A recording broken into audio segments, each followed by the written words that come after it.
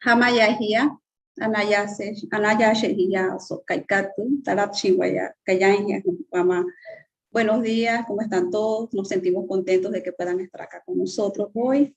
Estamos en esta actividad en el marco del Día Internacional de los Pueblos Indígenas y hablaremos sobre Wikipedia y conocimiento libre en idiomas indígenas. Sabemos que este 9 de agosto la Asamblea General de las Naciones Unidas declaró como Día Internacional de los Pueblos Indígenas en el marco del Decenio Internacional de las Poblaciones Indígenas en el Mundo, ¿no? El cual tuvo como fecha en 1995 hasta el 2004. Y el 9 de agosto simboliza pues el día en que el grupo de trabajo sobre poblaciones indígenas de la Subcomisión de Prevención de Discriminación y Protección de las Minorías de las Naciones Unidas celebra su primera reunión en el 92.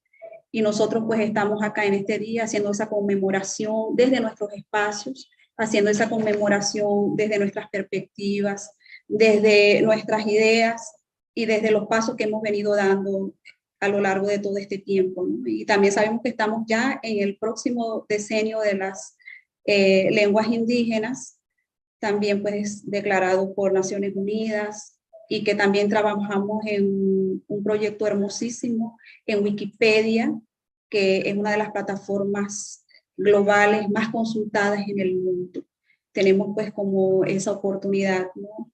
Esa herramienta que nos garantiza la pervivencia de nuestra lengua, que también nos garantiza un repositorio para nuestras memorias ancestrales, para el futuro de nuevas generaciones. Entonces, le damos la bienvenida a los pueblos mapuche, hablantes del Mapazungún, espero haberlo pronunciado bien, los indígenas hablantes del Cachiquel, también los maya yucateco, que nos representan hoy, y los hablantes del náhuatl salvadoreño.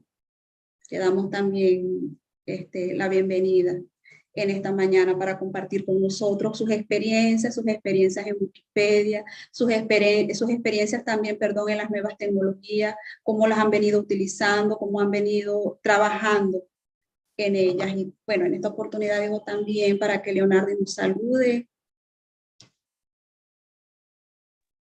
Hamayahia, Anaya Shehia, Wayurua, na Wawara Yunohotka, Nathatka, Waipawuria, Yasho Sokai Wama, Shire, Washa, and Stigit Wayastanka, Stigit Wairakaya, Wahira Puna, Tascura Werahin, I think, Waipaka, the Kasanai Rakachakuna, Erenaya Pian, to Maka, to Yotirawaka, Shiaskura. Huesquira hain nananje ota nayan esquira hain guananje tumaca osokai. Bueno, quiero darle la bienvenida a todos y todas los que estamos en esta reunión y a las personas también que están escuchando esta transmisión. Está la comunidad guayú también, nuestros editores y editoras escuchando esta conversación porque quieren saber qué están haciendo en otras zonas, en otras partes de nuestra región, y eso también los va a motivar de alguna manera para que no nos sintamos aislados por ese lado de que solamente somos los guayos, sino que hay muchas comunidades que están trabajando y haciendo cosas, ¿no? Y bien, como decía mi compañera Neima, hoy es el Día Internacional de los Pueblos Indígenas, que bueno, que para nosotros siempre es nuestro día, ¿no? Entonces quisimos conmemorarlo de esta forma, reuniéndonos y escuchándonos como forma de también dialogar y que, bueno, tocamos el principio del diálogo y el principio de escuchar también para poder entender las realidades y los contextos en el que estamos inmersos, ¿no? Y por eso valoramos mucho el escuchar, el sentarnos y reconocer al otro en el trabajo que están haciendo y en la cultura que cada uno representa. Bueno, y en este caso escucharemos varias experiencias de activistas, de líderes y lideresas de varias comunidades indígenas de nuestra región, quienes están haciendo cosas están haciendo cosas, están trabajando, están visibilizando sus idiomas, visibilizando su cultura, habitando ese nuevo espacio digital que de alguna manera está teniendo una repercusión sobre nuestra identidad y sobre nuestro idioma. Entonces lo que hacemos es habitar ese espacio también para que podamos tener un control sobre cómo nos están viendo desde afuera o cómo nos están representando desde afuera. Y bueno, convocamos también a la comunidad Wikimedia porque estos proyectos tienen que ver con enciclopedia, tienen que ver con idioma, tienen que ver con proyectos Wikimedia, Wikimedia Commons, Wiktionario, Lengua Libre, Wikipedia en idiomas indígenas. Entonces, para que sepan también que hay personas trabajando, hay personas haciendo cosas muy importantes que es necesario que la región conozca también de alguna manera para apoyarles y para, de alguna manera, establecer conexiones con otras poblaciones, que es lo que estamos haciendo el día de hoy. Y bueno, estamos accionando, estamos haciendo cosas para poder hacer esto posible. Entonces, bueno, yo quiero darle la bienvenida a todos y todas los que estamos acá y saludar también a todas las personas que están escuchando en esta mañana. Muchísimas gracias, Leonardi. Bueno, entonces damos inicio a este conversatorio con estas personas maravillosas que nos acompañan esta mañana. Michelle, creo que sí aprendí a decirlo. Mapadungun. Creo que sí.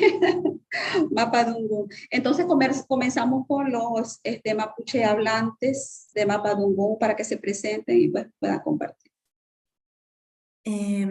Bueno, Mari Compuche, hola a todos y todas, ¿cómo se dice? Bueno, puede pronunciarse de distintas formas, el idioma Mapudungun o Mapudungun, como ambas son válidas. Y bueno, yo soy encargada de comunicaciones en Wikimedia Chile y estoy acá junto a mi colega Pablo Cartes, quien es gestor de proyectos locales en el capítulo chileno de Wikimedia. Y nosotros hemos comenzado desde este año una reactivación con el trabajo con comunidades mapuche. Yo soy miembro del pueblo mapuche, entonces estoy apoyando a Pablo porque es un proyecto que está dentro del área de proyectos locales que vemos acá en Wikimedia Chile. Así que queríamos preparamos una presentación para explicar un poco cómo está el panorama acá en Chile respecto a esta comunidad. No sé si se ve mi pantalla. ¿Sí? Sí se ve, sí. Tengo que agrandarla. Ahí en presentación. Ahí está. No lo veía. Bueno, lo que estamos nosotros haciendo, además de un rescate, también nos estamos enfocando mucho en la resiliencia de la identidad mapuche en los entornos digitales. Y bueno, quería comenzar acá mostrándoles algunos hallazgos que se hicieron desde la CEPAL en 2006, donde se establece que, bueno, como todos acá estamos muy conscientes que América Latina es una región bastante pluriétnica y que hasta ese entonces existían más de 650 pueblos indígenas reconocidos por los estados y que el común denominador, sin embargo, es una discriminación estructural que nos afecta como pueblos originarios y que se expresa en marginalidad, en exclusión y en pobreza. Y queríamos contarles, bueno, cómo esta realidad se expresa particularmente acá en Chile. Acá en territorio chileno existen 10 pueblos indígenas que son reconocidos oficialmente. Entre ellos está el pueblo mapuche, pero también está el pueblo aymara, el pueblo Rapa Nui, el pueblo atacameño. Y existen otros como el pueblo Selknam, que son de la zona más austral de Chile, que están actualmente demandando por ser reconocidos de manera oficial. Muy recientemente también el pueblo Chango fue reconocido en 2020, y en 2019 se hace un reconocimiento legal al pueblo tribal afrodescendiente también acá en nuestro país. Nosotros desde Wikimedia Chile identificamos desafíos digitales importantes respecto a las comunidades indígenas que habitan acá en Chile en general. Como sabemos, existe una discriminación y una marginación muy histórica de los derechos de los pueblos indígenas. Acá hay limitaciones a derechos básicos como la educación, la salud, también nuestro desarrollo cultural y económico. Y esto lo trazamos a inicios desde la creación como nación independiente de Chile de la corona española, que Aquí, si es que usted, más adelante les puedo compartir esta presentación, pero acá en las notas dejé alguna bibliografía con hallazgos que identifican este problema como una aspiración de Chile por alcanzar una identidad homogénea que no da espacio a los pueblos indígenas, y esto eventualmente lleva a un empobrecimiento y una discriminación bastante sistemática. Sin embargo, existen fuerzas institucionales que se han hecho desde Chile que son bastante recientes, que comienzan a partir de 1996, cuando se promulga la ley indígena y se crea la Corporación Nacional de Desarrollo Indígena, la CONADI, y también están algunos tratados internacionales que han sido firmados por Chile, como el Convenio 169 de la OIT. Claro, existen estos tratados internacionales en donde los derechos indígenas se establecen como el convenio de la OIT, y también está la Convención de la UNESCO para la salvaguardia del patrimonio cultural inmaterial. Y en este convenio que Chile ratifica se establece que es el deber del Estado adoptar medidas para preservar la lengua indígena de los pueblos y promover su desarrollo. Por lo mismo, acá en Chile también un esfuerzo bastante reciente, desde 1996, hay un programa de educación intercultural bilingüe. Sin embargo, la Universidad Diego Portales, en un informe de 2021, identifica que este programa tiene deficiencias porque existe una falta de transversalidad y solo está enfocado en aplicarlo a los mismos grupos indígenas y no se expande al resto de Chile. Una expresión de esto es que existe una sola universidad en Chile que ofrece la carrera en pedagogía intercultural, que es la Universidad Católica de Temuco. Específicamente, la brecha digital en Chile se establece acá como una distribución bastante desigual en el acceso a las tecnologías y también a la conectividad. De hecho, en el 2022 el Banco Interamericano del Desarrollo establece que además de una falta de infraestructura adecuada en las áreas rurales donde están la mayoría de los pueblos originarios acá en Chile, también hay una falta de alfabetización digital. Y desde acá de Wikimedia Chile reconocemos que eso se traduce en una representación deficiente de la identidad originaria y del conocimiento también en Internet, en los entornos digitales. Bueno, ahora quería enfocarme también en explicarles un poco más a detalle sobre la comunidad específica con la que estamos trabajando, que es el pueblo mapuche. Los mapuches somos el grupo indígena más grande de Chile y habitamos en territorios de Chile y de Argentina. Previo a la creación de los estados de Chile y Argentina, los mapuches habitaban un territorio que se llamaba Nukulumapu y Puelmapu, que es la parte de Argentina que está al norte de la Patagonia Argentina.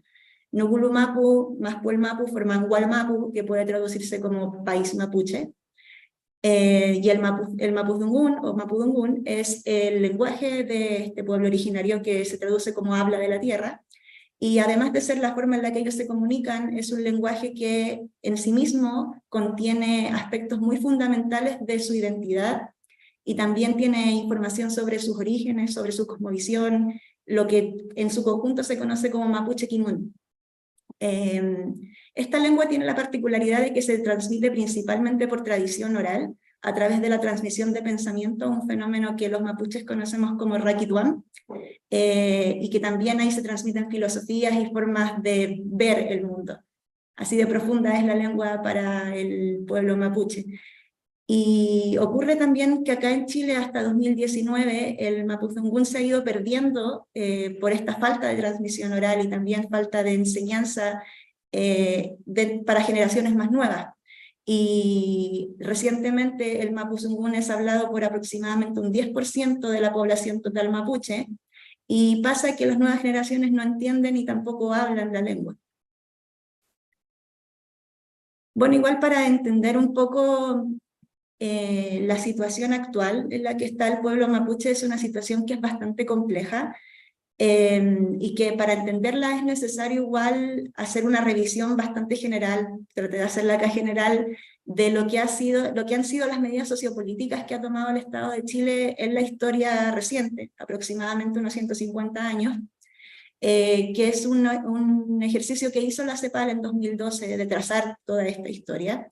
Que comienza desde los primeros contactos del pueblo mapuche con la colonia española, que se les reconoce como un pueblo independiente, que fue respetado a través de ciertos parlamentos que fueron celebrados regularmente, y esto se mantiene hasta que Chile se independiza de la colonia española y comienza un proceso bélico que se conoce como la ocupación o pacificación de la Araucanía. Existen también algunos historiadores que acá también dejé por si quieren revisarlo más en profundidad, que establecen que este proceso de pacificación estuvo marcado por un gran número de fraudes que llevaron a una enajenación y una asimilación sociocultural forzada del pueblo mapuche a la sociedad chilena. Acá también compartí esta imagen que está en Wikimedia Commons, está en dominio público, que muestra a Cornelio Saavedra, que fue el líder español de este proceso, negociando con loncos mapuches durante las primeras fases de este proceso de ocupación. Y bueno, con posterioridad a este proceso de ocupación que llevó a una reducción muy significativa del espacio que ocupaba el pueblo mapuche en Chile, se realizaron unas organizaciones institucionales para poder enfrentar estos problemas de pobreza y de educación y también de servicios sociales, como estas tres organizaciones, la Sociedad Caupolicán, la Federación Araucana y la Unión Araucana, que esto comienza a partir del siglo XX y que se mantiene hasta que Chile entra en la dictadura civil-militar en 1973, que ahí comienza un proceso de expansión de una política de expansión forestal, que se traduce en adquisición de predios con bosques nativos para sustituirlos con especies exóticas, que es un desarrollo que agudizó las desigualdades sociales y territoriales que ya existían en el pueblo mapuche. Este fenómeno se mantiene hasta el día de hoy, y en 2012 la CEPAL estableció que el 70% de las comunidades mapuches estaban impactadas por las empresas forestales.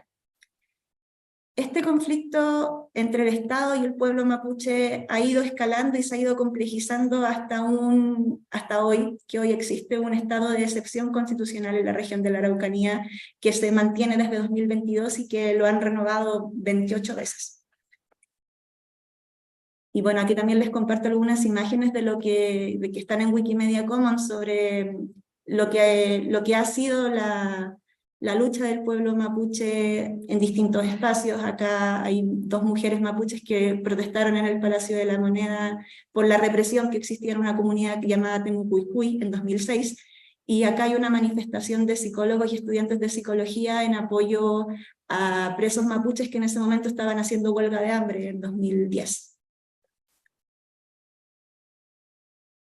Y bueno, para resumir todo, hasta el día de hoy existen esfuerzos institucionales por parte del Estado de Chile para incluir a los pueblos indígenas en la legislación. Está la ley indígena, que está activa desde 1993, y también la encuesta CACEN estableció que de 2000 a 2009 la pobreza indígena en Chile ha tenido una disminución significativa. Sin embargo, la CEPAL sigue estableciendo que las medidas son insuficientes porque las inequidades que afectan a los pueblos indígenas en Chile son muy profundas, y las medidas que se han tomado solo enfrentan la dimensión individual de sus derechos y dejan de lado la naturaleza colectiva que nos caracteriza a todos los pueblos indígenas en América Latina.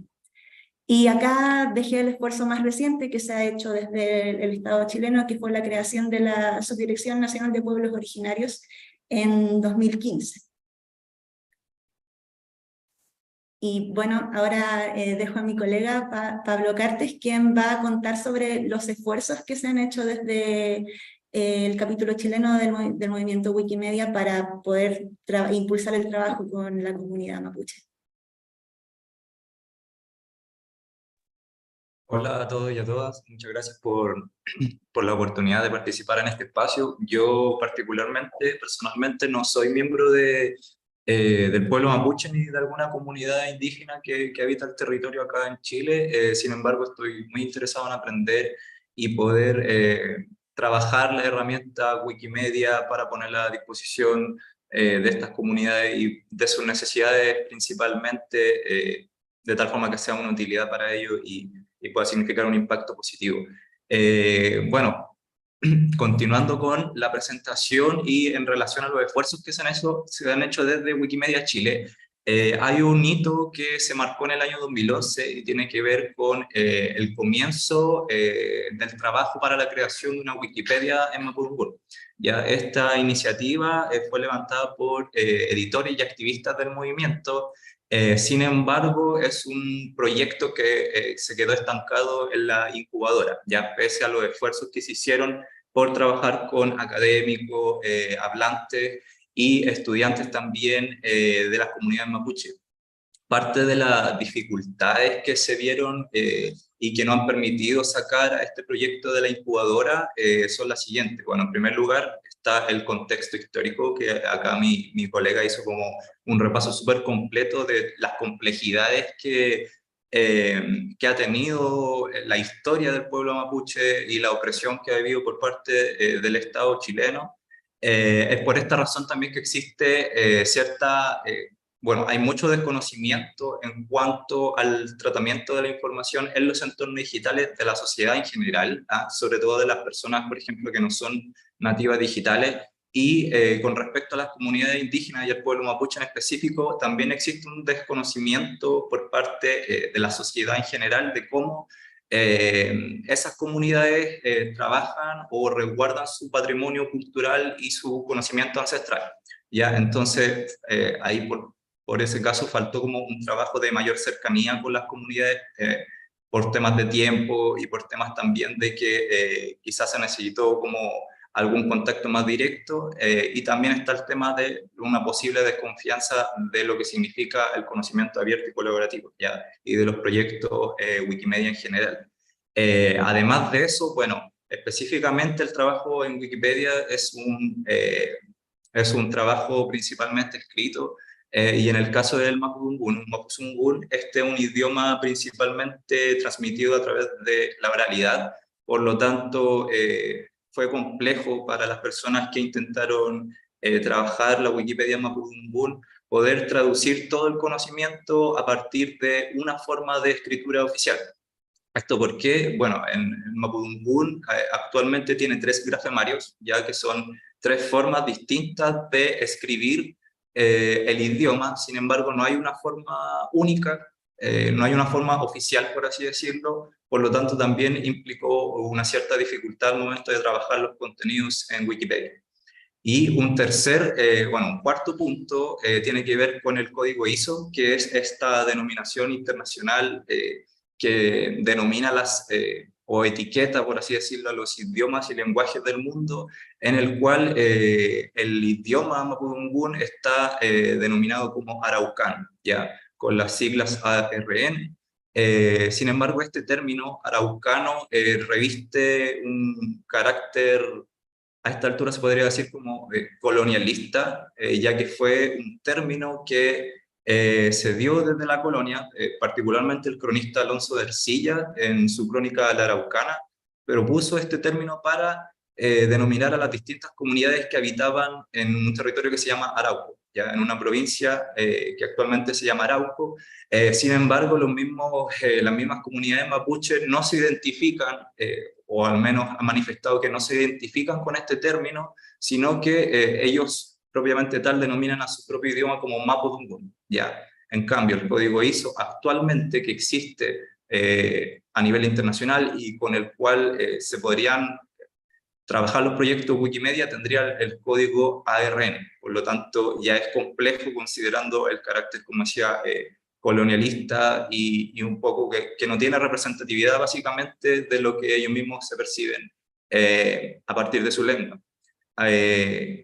Y eso a nivel general con los esfuerzos de Wikipedia. Ahora igual queríamos mostrarle un poco lo que existe en relación a la cultura mapuche y particularmente al idioma mapudungun en las plataformas de Wikipedia o de Wikimedia en español, ¿ya? tomando en cuenta que el proyecto de Wikipedia Mapudungun está en la incubadora, ahora nos vamos a remitir un poco a los contenidos que ya existen y que son visibles para toda la comunidad en Internet.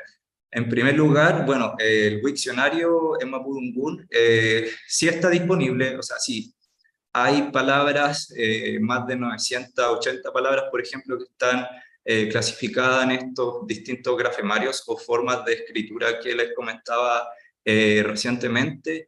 Sin embargo, muchas de estas palabras carecen, por ejemplo, de información fundamental, como es la etimología, ya el origen de las palabras, muchas de ellas no está especificado, así como tampoco las pronunciaciones, ¿ya? Y considerando, como decía Denante, que este es un idioma principalmente transmitido a través de la oralidad, el hecho de que no existan las pronunciaciones en muchas palabras implica una dificultad en sí misma al momento de querer aprender o de transmitir los conocimientos o palabras en Mapudungun. Por lo tanto, ahí hay parte de los desafíos, aunque igual se ha hecho como este esfuerzo por alimentar un repositorio de diccionario en este caso. Y tampoco, bueno, el diccionario, las palabras, los significados no tienen un contenido auditivo, que justamente es lo que pretende hacer el proyecto, la plataforma Lingua Libre en este caso, que es como el repositorio auditivo de Wikimedia para registrar las distintas lenguas del mundo. Sin embargo, en Mapudungun, por ejemplo, no hay contenido auditivo en lengua libre, y si es que hay es como ínfimo, es prácticamente nada. Por lo tanto, esa misma información no puede ser utilizada para enseñar en Mapudungun o, por ejemplo, para trasladar esos mismos audios y contenidos al Wiktionario, ya para darle un soporte y complementar esa información. Por lo tanto, ahí también hay otro desafío en relación a la representatividad y a la visibilidad del idioma en estas plataformas. Por último, otro proyecto que hemos podido revisar dentro de las plataformas Wikimedia en relación a la cultura mapuche y al mapuzungún tiene que ver con lo que, bueno, hay un wikilibro en el cual se presentó o se creó en el año 2006 como una especie de curso para el aprendizaje del idioma. ¿Ya? Sin embargo, tiene muy poco contenido y de hecho no se edita desde el año 2016. Así que también ahí hay otro aspecto que se podría mejorar y que son esfuerzos que se han realizado de parte de las comunidades, las comunidades cibernéticas en este caso, para poder enseñar y aprender el idioma.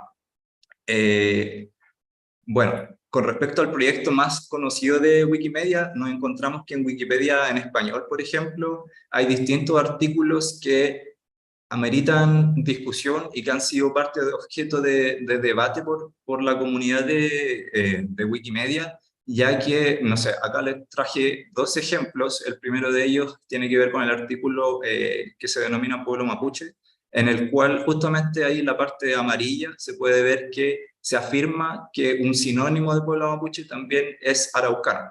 Y como explicaba hace un rato con el tema del código ISO, este es un término que hasta se podría considerar peyorativo o colonialista, por lo tanto carece un poco de perspectiva desde las comunidades mapuche y también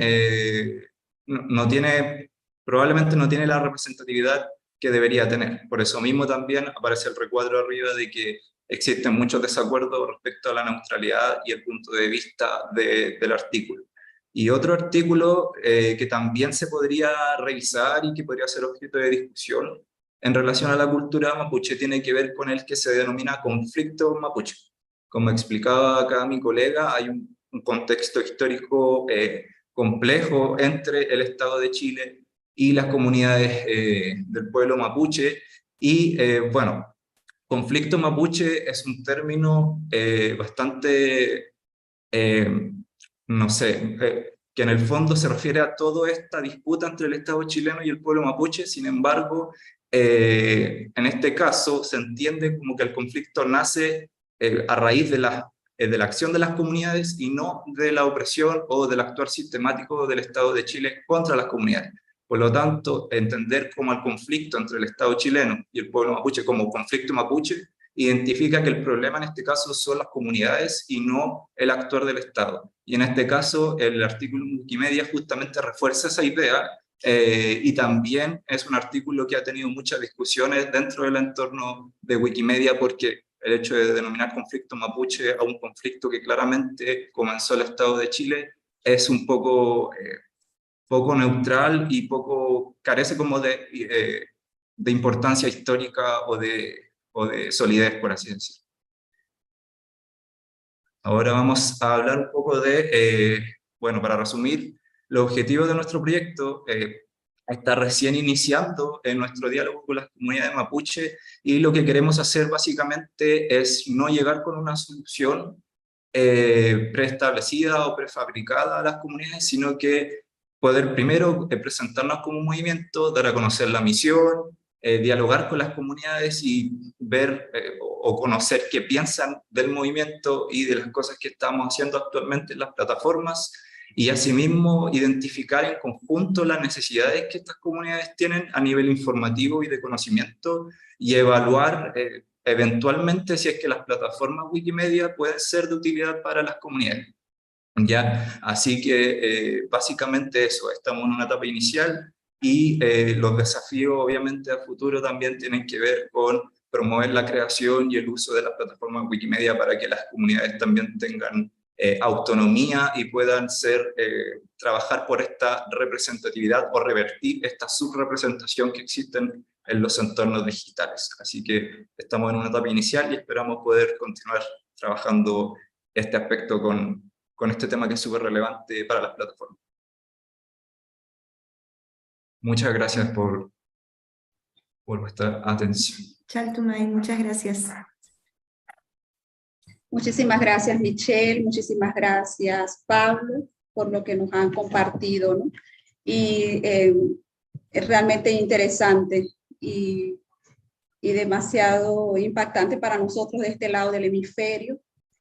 De principio, pues, fue la discriminación, esa deuda histórica, los procesos de ocupación, las reformas, una dictadura, esfuerzos desde Wikimedia Chile, Wikipedia en idioma Mapudungun, Wikcionario, plataformas en lengua libre que han venido ustedes trabajando, excelentísimo, Wikilibro para aprender el idioma. Y nos llama muchísimo la atención, pues, eso último que Pablo nos comparte, ¿no? Acerca de los conflictos entre Estado y comunidad mapuche. Y creo que este es un día en el que estamos conmemorando, visibilizando nuestras luchas.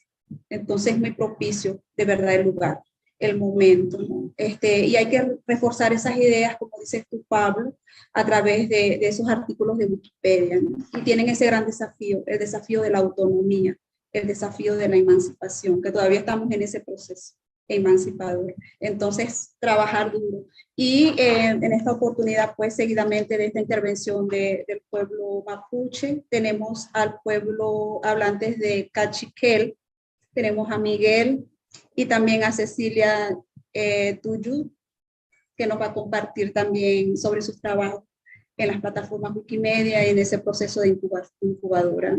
Adelante, Miguel. Gracias, Sergio, Chihuahua, Buenojes, Matías Neima, Matías Leonardi, Romari Peñón, Necneya, Uchke. Pues les saludo de manera muy atenta a cada uno, a cada una. Pues soy Cecilia Tuyuk, Maya Cachiquel, Quiche, y pues junto a Miguel en este camino hemos querido como pues apoyar, dar nuestro granito de maíz en cuanto al fortalecimiento de nuestras lenguas y ver pues de qué manera haya como un espacio en el internet para que nuestra lengua sea fortalecida. Entonces, yo me integré al proyecto de Wikipedia como editora en el año 2019, que fue pues que me enteré que se estaba haciendo como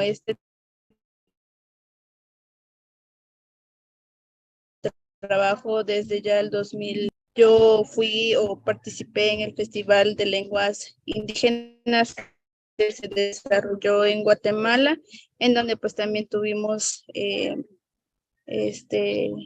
el honor de conocer ahí a Héctor, que también estaba llevando un pequeño proyecto, y junto a otros y otras compañeras activistas, pues empezamos este camino hacia, pues con nuestros proyectos y ver de qué manera pues aportar y saber que ya estábamos haciendo activismo digital por nuestras lenguas. Entonces, ya un grupo de compañeros y compañeras habían empezado el proceso de la Wikipedia Cachiquel como Wikibug, fue así como se denominó.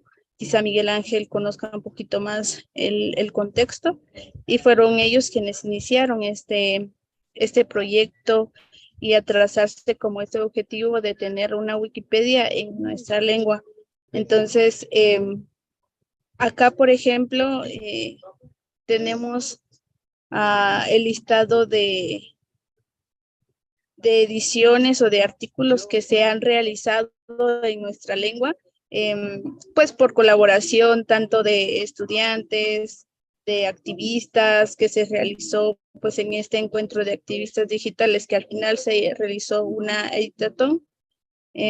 Hasta el momento tenemos en la incubadora como 200 ediciones, por acá aparecía el total, sí, 218 artículos en la plataforma, y que pues poco a poco, paso a paso, se han ido incrementando, que en algún momento también pues hubieron como ciertas dificultades de cómo empezar a alfabetizarnos y cómo poder escribir en Wikipedia, porque también es un contexto un poco difícil, porque si bien hay personas que hablan el idioma, pero no lo pueden escribir, entonces, y yo creo que estamos como en este contexto de que no todas las personas han desarrollado pues las 4 habilidades básicas en el idioma, pues también ha sido como este reencuentro con nuestra lengua y con nuestra raíz,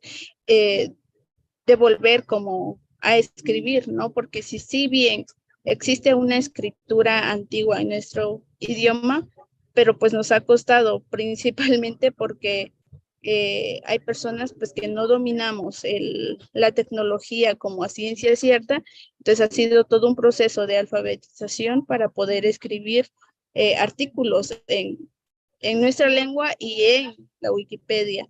Entonces, por ejemplo, pues acá tenemos un artículo que se escribió acerca de esto del Maya Ojertip, que es la epigrafía maya, que es como,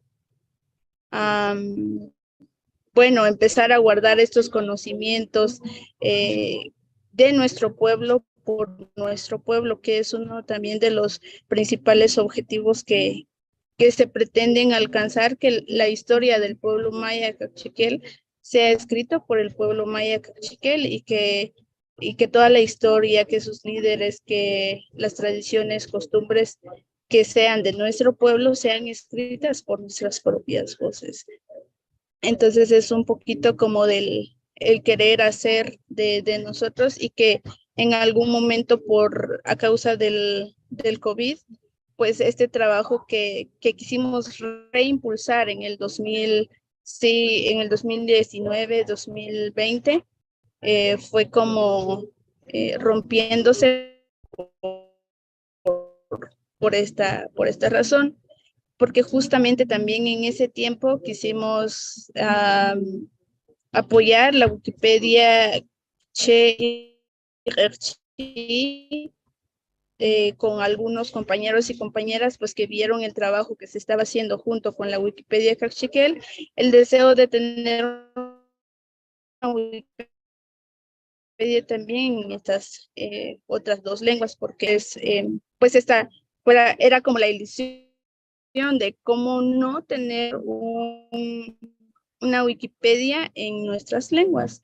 Y se empezó también este proceso que fue como acortándose un poquito, y quizá Miguel Ángel les va a dar un poco más el contexto de cómo fue que empezó a suceder esto en estas 2 regiones, en estas 2 comunidades lingüísticas, que pues pudimos afrontar algunas dificultades, pero también tuvimos la satisfacción de empezar a crear como esta comunidad de wikipedistas con abuelos y abuelas, quienes fueron los que más apoyaron este proceso. Y pues, ¿qué más? Agradecer como el espacio también que se nos da para poder platicar de estos procesos que se están llevando desde nuestros territorios y que lo hemos hecho con mucha alegría y con mucho amor para nuestra lengua, pero que sin embargo también nos enfrentamos con varias limitantes que nos impiden poder como seguir, pero estamos con el total deseo de seguir fortaleciendo y de seguir colaborando desde lo que podemos. Sí, Matías. Sí, Miguel.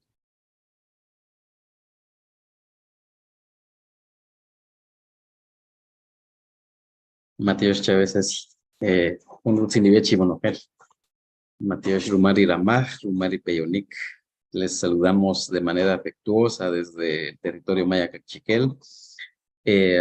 Ya Ceci nos estaba comentando un poquito lo que hemos estado realizando. Y bueno, solo para tal vez para amarrar algunos puntos, ¿verdad? El proyecto inicia en los años 2011, 2010, 2011. Se involucraron diferentes organizaciones, instituciones, Wikimedia Guatemala, etcétera. Sin embargo, bueno, ha tenido como unos ciclos un poco así como de llamaradas fuertes, pero luego se ha vuelto a apagar. Entonces, el primer ciclo, diría yo, que fue en el año 2011, 2012. Luego de eso, como que se nos apaga un poco porque vamos a descontar algunos artículos que decía Ceci, porque aquí hay algunos tutoriales que hicieron los compañeros en su momento. Entonces estos no cuentan como entradas, ¿verdad? Además están en español. Luego de eso, pues inicia, también se establece como como dijera yo, como nos se va dando cuenta, por ejemplo, de que no solo, digamos, en Guatemala no solo se estaba trabajando la Wikipedia en idiomas mayas o en cachiquel, sino que hay una cantidad de iniciativas, del uso de los idiomas indígenas en Internet, digamos, como apostándole a un Internet multilingüe. De esa cuenta, entonces, en el año 2008, se realiza el Encuentro Nacional de Activistas Digitales de Lenguas Indígenas. En este encuentro, es cuando se realiza una de las primeras editatones más fuertes de la Wikipedia en cachiquel, ¿verdad? Es cuando se realiza una de las editatones más importantes y es como uno de los antecedentes más fuertes, ¿verdad? Pero, bueno, yo soy parte de la Universidad Maya Cachiquel y entonces la Universidad Maya Cachiquel fue una de las instituciones que apoyó el Encuentro Nacional de Activistas Digitales. Después de este encuentro, pues nos sentamos a evaluar el encuentro y entonces caemos en la cuenta de que necesitamos hacer un encuentro siguiente para el siguiente año, pero resulta de que, bueno, fuimos un poquito más ambiciosos, ¿verdad? Y entonces lanzamos el Festival Latinoamericano de Lenguas Indígenas en Internet en el 2019. En este festival tuvimos la participación de más de 65 activistas digitales provenientes de diferentes lugares de Abya Yala, ¿verdad? De nuestro continente. Y lo realizamos en Guatemala, acá en Guatemala. Entonces, hicimos esta actividad que tuvo una logística un poco pesada, ¿verdad? Un poco fuerte. Entonces, aquí están todos los participantes, ¿verdad? Entonces, realizamos esta actividad y en esta actividad, bueno, yo estuve compartiendo un poquito lo que estaba pasando con la Wikipedia Maya Cachiquel, ¿verdad? También otra de las características de esta actividad fue que la llevamos también a dos lugares del interior de Guatemala. O sea, no se realizó solo en la ciudad, sino realizamos uno en la ciudad de Quetzaltenango y uno en la ciudad de Cobán. La ciudad de Quetzaltenango es área maya quiché y la ciudad de Cobán es área maya kaqchi. Y entonces, cuando nosotros compartimos lo que estaba pasando con la Wikipedia maya kaqchikel, entonces los quichés y también los quechís se acercaron a nosotros solicitando que les apoyáramos con para que ellos también crearan su propio, digamos, sus incubadoras y eso.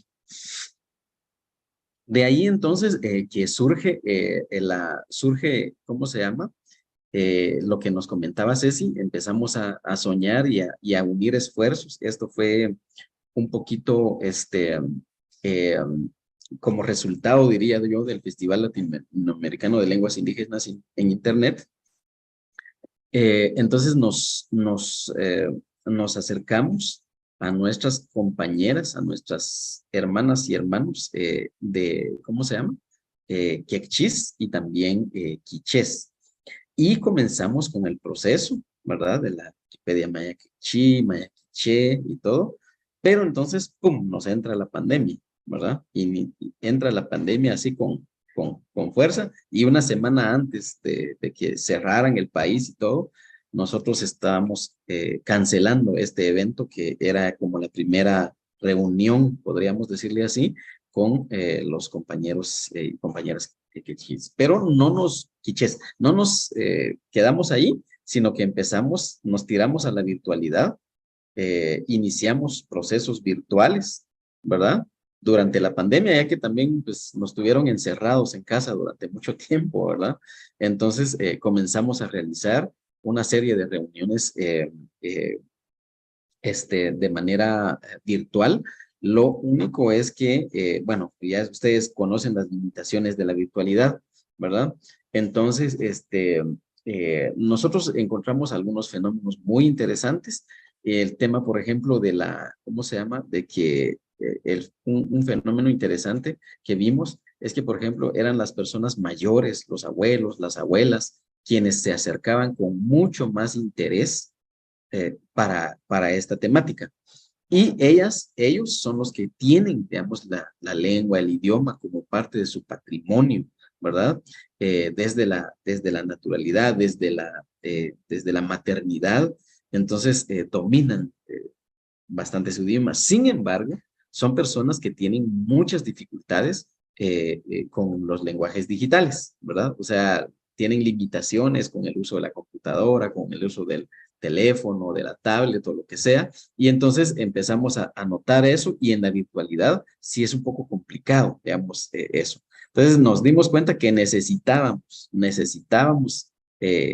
encontrarnos de nuevo. Entonces estuvimos esperando a que ¿cómo se llama?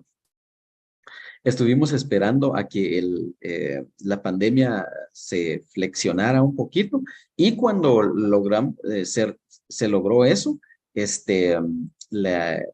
logramos volvernos a juntar. O sea, ya nos juntamos ya con las limitaciones impuestas por la pandemia, grupos pequeños, y nosotros queremos agradecer profundamente el apoyo de nuestras hermanas y hermanos quichés, porque en muchos casos ellos, como decía Cecilia, nos daban comida, nos llevaban a sus casas, etcétera. O sea, entre todos fuimos haciendo estos esfuerzos, ¿no?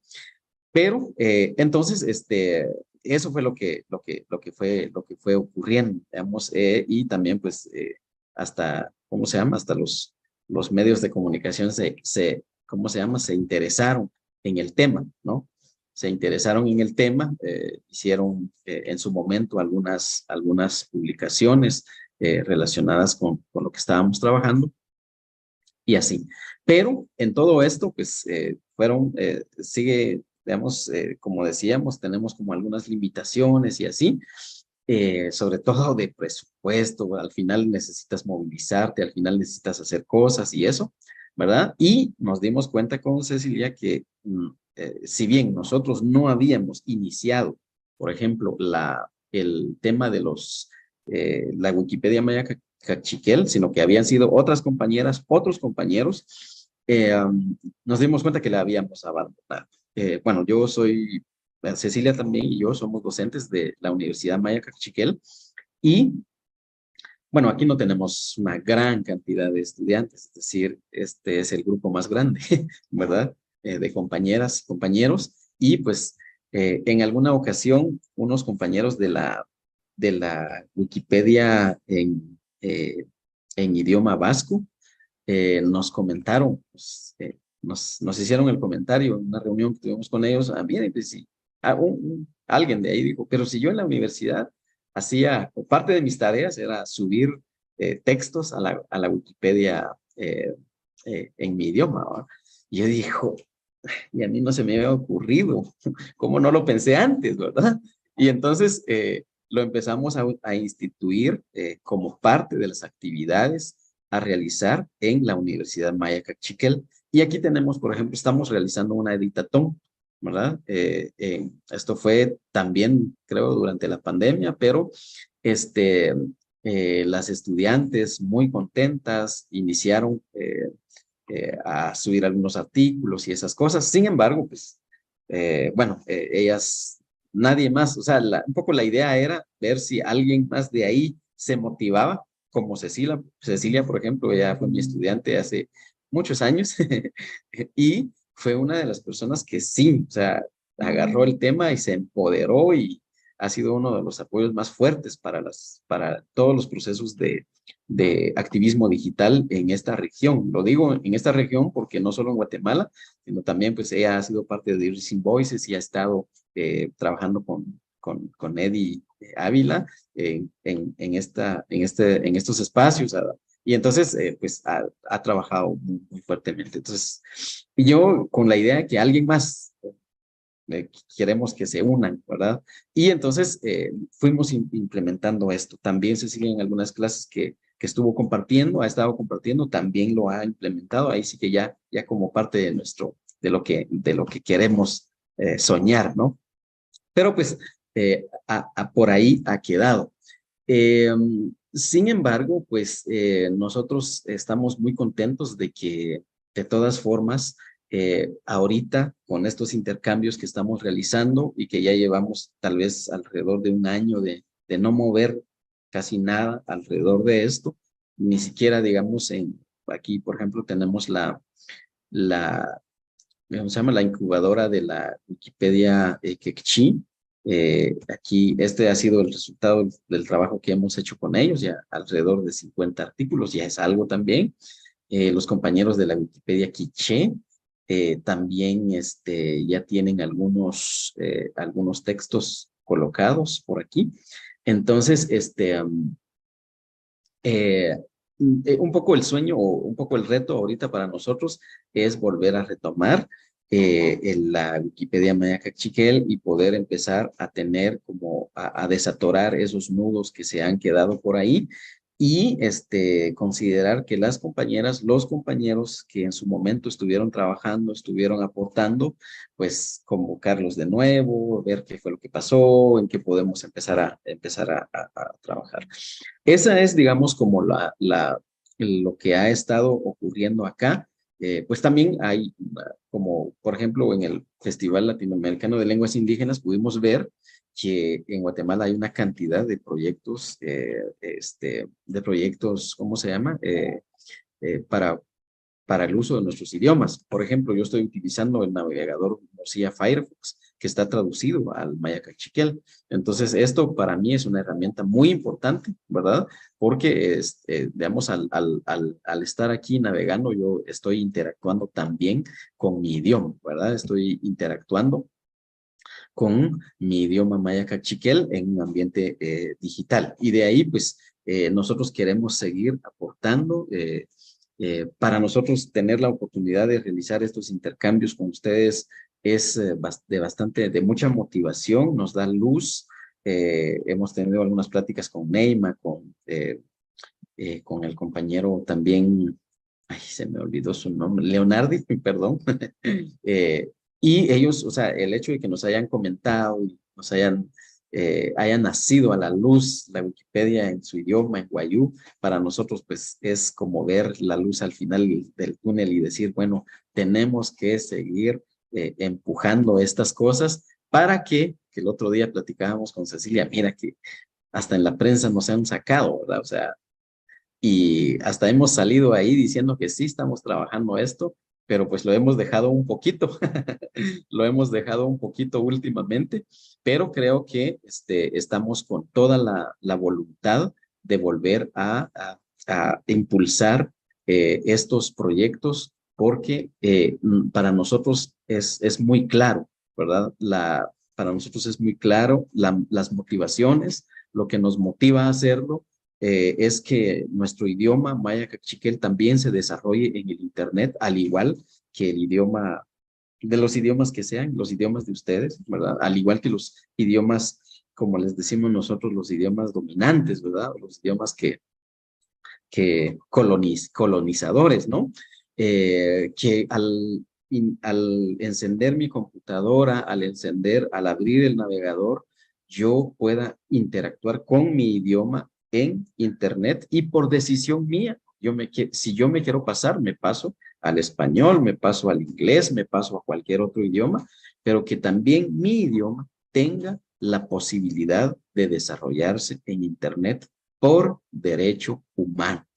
Ese es, digamos, el planteamiento que nosotros estamos realizando y porque, como cualquier otro código lingüístico, cualquier otro código de comunicación, tiene la capacidad de hacer tecnología al igual que el inglés, al igual que el chino, al igual que el francés, al igual que cualquier otro idioma.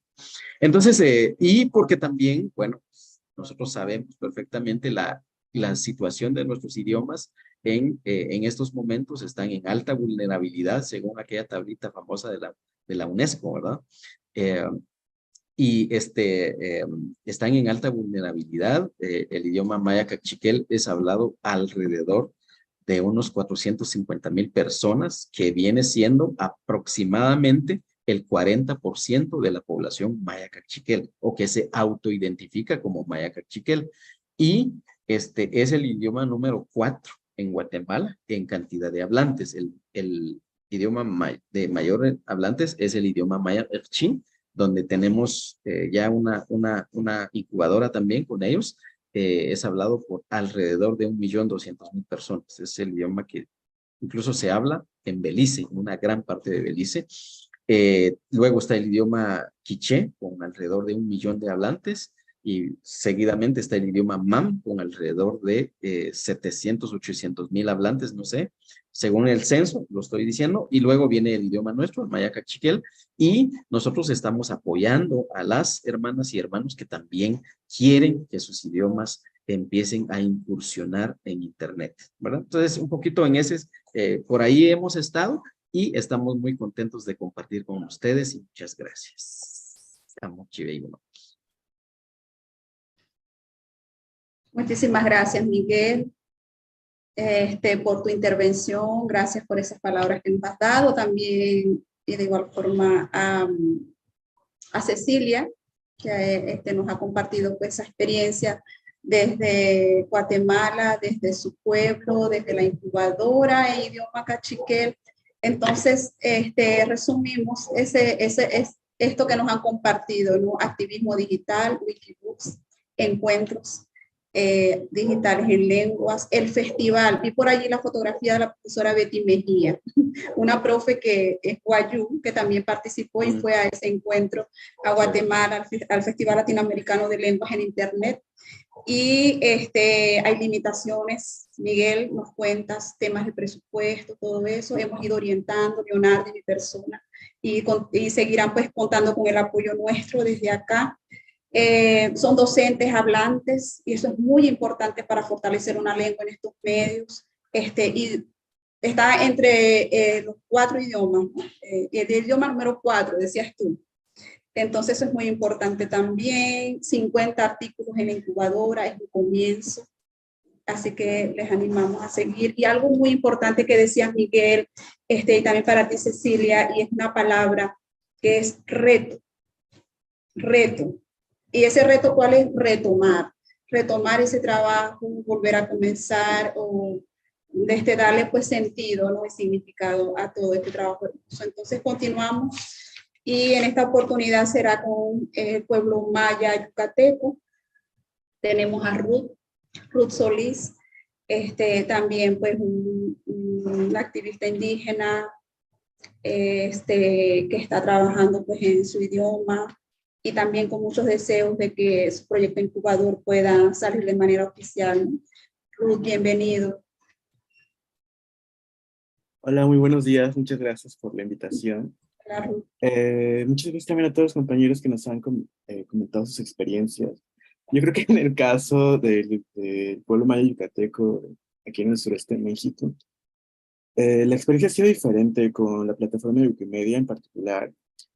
Hay o sea, dentro de esta incubadora que todos han mencionado, también hay una sección en maya yucateco. Sin embargo, yo personalmente desconozco quién lo impulsó. Y en mi caso, ahora voy a como compartir pantalla. En mi caso, yo me acerco a Wikimedia a través de un programa que era sobre cuestiones de cambio climático. Y voy a compartir pantalla. Sí, en mi caso yo me acerco a esta plataforma a través de un proyecto, bueno, en el marco de un programa que fue como cofinanciado por Wikipedia, que era sobre cuestiones de cambio climático, que es esto. Y en mi caso mi proyecto era relacionado con efectos de cambio climático en la península de Yucatán. Y parte del proceso era generar infografías digitales con información reciente, no solamente de literatura científica, sino también de entrevistas que hice a activistas y como líderes sociales del pueblo maya yucateco. Y algo importante era que toda esta información actualizada, que de hecho es de este año, pues estuviera en maya yucateco, ¿no? En el caso del maya yucateco es un idioma hablado, pero también se ha desarrollado a lo largo de varios años una escritura en este alfabeto grecolatino. Eh, Sin embargo, también hay muchas divisiones en cuanto a la forma de escritura, ya se ha cambiado porque no deja de ser una adaptación a este otro alfabeto que fue impuesto por los procesos coloniales. Pero pues sí, en el caso de Maya Yucateco hay una academia en Maya Yucateco y también algo que es importante mencionar es que hay que hacer una diferenciación entre las instituciones o la visión institucionalizada sobre el Maya Yucateco y cómo las comunidades rurales o periféricas de la zona urbana, porque también en el caso de Mérida, que es la ciudad más grande del sureste de México, es donde también habita una proporción muy grande de población maya yucateca. Entonces también aquí estamos hablando de un contexto maya urbano y rural. Eh, y, y bueno, en este caso aquí les estoy mostrando un poquito el proyecto. Y bueno, como mencionaban también, el subir información a la plataforma, inclusive en un punto de incubadora, es un proceso complejo y en el caso, por ejemplo, de estas infografías que están en maya yucateco, esta es sobre el agua, los efectos del cambio climático en el agua, en maya, y también desarrollé una sobre cuestiones de impactos en cuanto al aumento de temperaturas. El subir una imagen o el subir un texto a esta plataforma tiene todo un proceso que, por ejemplo, yo desconocía y que es a través de este proceso que yo llego por ejemplo, esta incubadora en Maya Yucateco, que es esto que están viendo acá.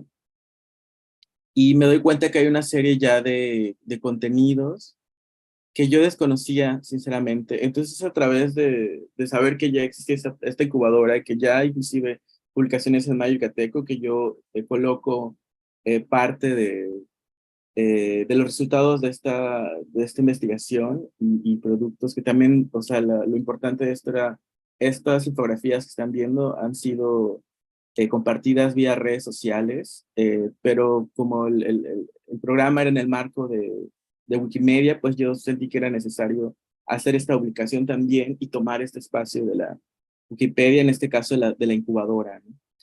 Y bueno, en ese sentido, también yo hago parte de la Asamblea Mushimbal, como parte de manera como que dependiendo de donde esté. Y creo que en ese sentido también es importante mencionar que, aunque sí Wikimedia es un espacio que hay que ser tomado, no es el único. Entonces, ahora a continuación quiero como abrir el espacio para mis compañeros de la asamblea, porque desde la Asamblea Mushimbal también se ha desarrollado y se han ocupado otros medios digitales, ¿no? Desde una creación de una website como social media, Facebook, Instagram, Twitter. Y la idea principal sí es obviamente la preservación de los conocimientos mayas yucatecos, de esta otra percepción, de esta visión desde los pueblos, pero sobre todo es como un llamado de atención constante de todas estas injusticias sistemáticas que son cometidas en contra del pueblo maya yucateco, específicamente ahora la cuestión de los megaproyectos, de todas esas infraestructuras que siguen siendo impuestas y que en el caso mexicano, pues hay en términos como de macro narrativas, hay una acaparación total por parte del Estado mexicano en este momento en el poder. Y en esa necesidad de traer otras voces, de otros relatos, otras formas de lo que está sucediendo, ¿no? También documentar todas estas injusticias, pues surge la website que ahora nuestra compañera Jaisel y Alex nos van a comentar como a detalle. Y en ese sentido estamos como en un proceso apenas muy inicial de como pensar en qué momento, en qué sentido o en qué punto Wikimedia o esta incubadora podría ser un otro espacio de compartición de todo el trabajo que ya se viene realizando, ¿no? Pero sí creo que algo importante de mencionar es que eh, aquí hay una cuestión también política, ¿no? Pues de lucha contra proyectos neocoloniales, neoliberales en la región y de esos múltiples impactos. No solamente es cómo resistimos, sino también cómo nos estamos organizando para luchar contra, ¿no? No es solamente resistir, es reexistir también. Y bueno, con esto quiero como dar paso a la participación de Jaisel y Alexis. Están por ahí. Gracias. Alexis, bienvenido.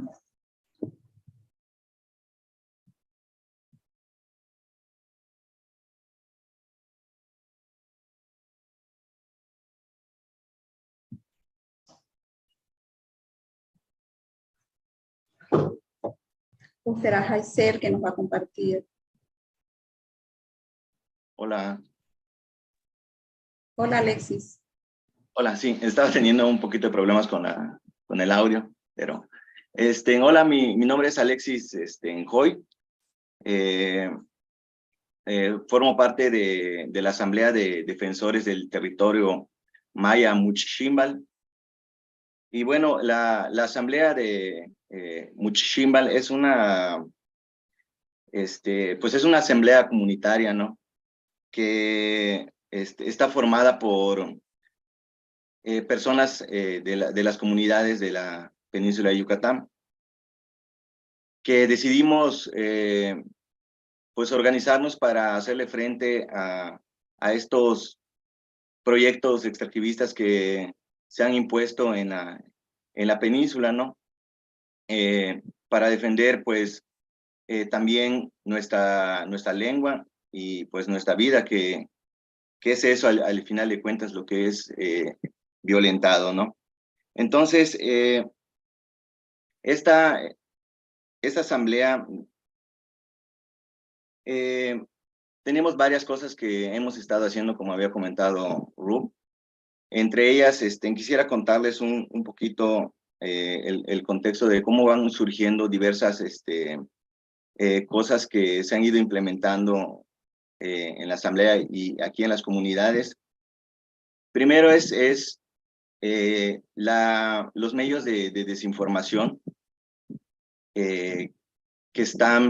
bueno, los medios como la televisión, la radio, las noticias, que en lugar de informar a las comunidades, pues desinforman porque están al servicio del Estado y de las empresas.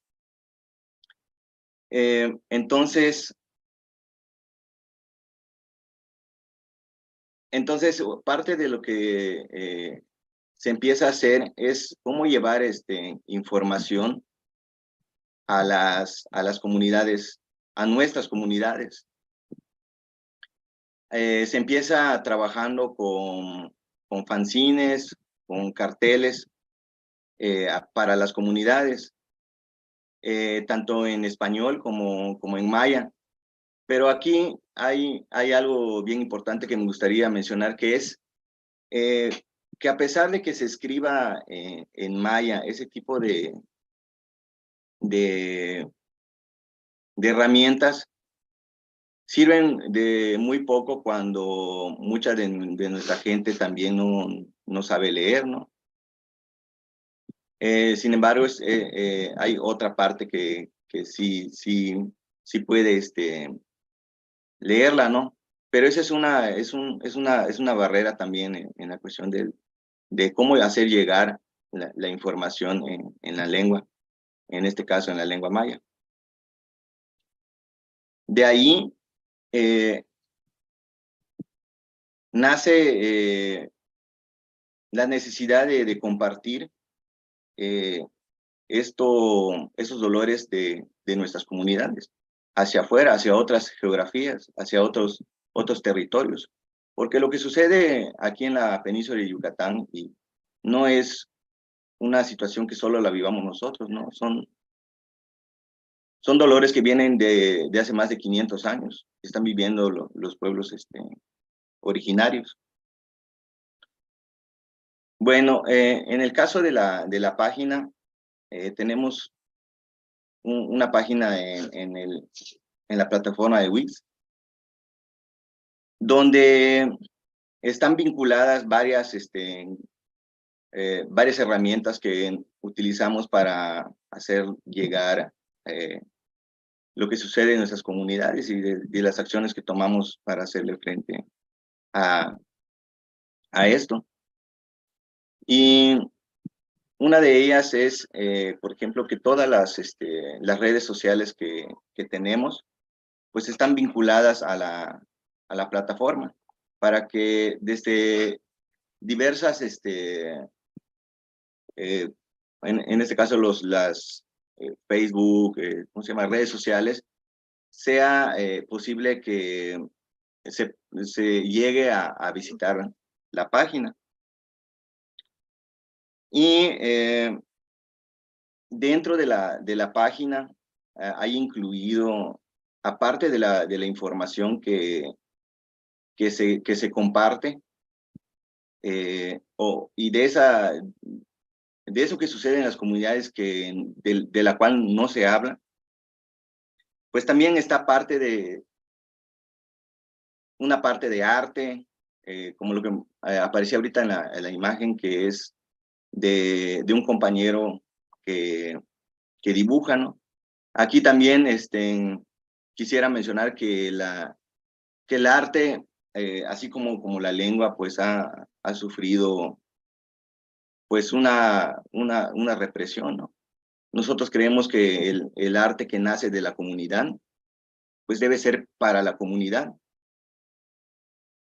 Y parte también de llevar la información no es solo de manera escrita, o también de forma visual.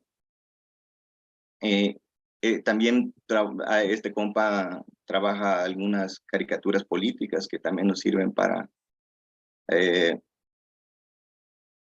mostrar lo que queremos pues decir, ¿no? También hay poesía en lengua maya. Hay un compa que escribe en maya y que comparte también esa poesía en la página, que no está mucha de ella traducida al español, porque justamente a los que queremos llegar es a la comunidad maya. Va dirigida desde la visión de los pueblos para los pueblos. Y en este contexto de las lenguas indígenas en este día de los pueblos. Aquí, hay algo que sucede y con las lenguas, ¿no? De que es importante las acciones que se llevan para rescatar la lengua, pero la lengua también no es que se esté perdiendo la lengua, sino que están matando a sus hablantes. ¿Y de qué manera la están matando? Pues con estos proyectos que llegan a los territorios indígenas donde están los recursos como el agua, como la tierra, que eso es lo que busca estas empresas y estos gobiernos de un sistema capitalista, ¿no? Estos proyectos que llegan a acabar el agua, la tierra, a contaminar el aire y a enfermar a los habitantes, pues está matando a los hablantes, ¿no? Entonces, parte de decidir defender nuestras comunidades, pues es defender también nuestra lengua. ¿Y dónde vive también nuestra lengua? Pues vive en nuestro territorio, vive en los cenotes, vive en la selva, vive en el canto de los pájaros. Y si todo eso se acaba, también se acaba nuestra lengua, porque la lengua se vive en la milpa, se vive en las comunidades.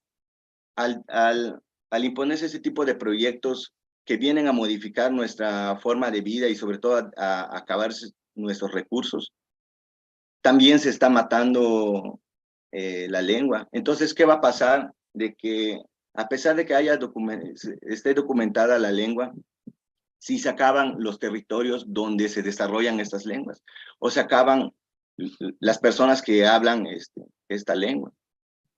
Y esto, hace un momento les hablaba sobre esta desinformación de los medios a las comunidades, pero esta desinformación también no solo está en los medios, en el caso de la lengua, sino que también está dentro de cómo lo aborda la academia, porque están enseñando a las comunidades, por ejemplo, aquí en la península, un maya que no es maya, que no tiene un ol, como decimos nosotros, no tiene un ser, no está vivo, porque está pensado desde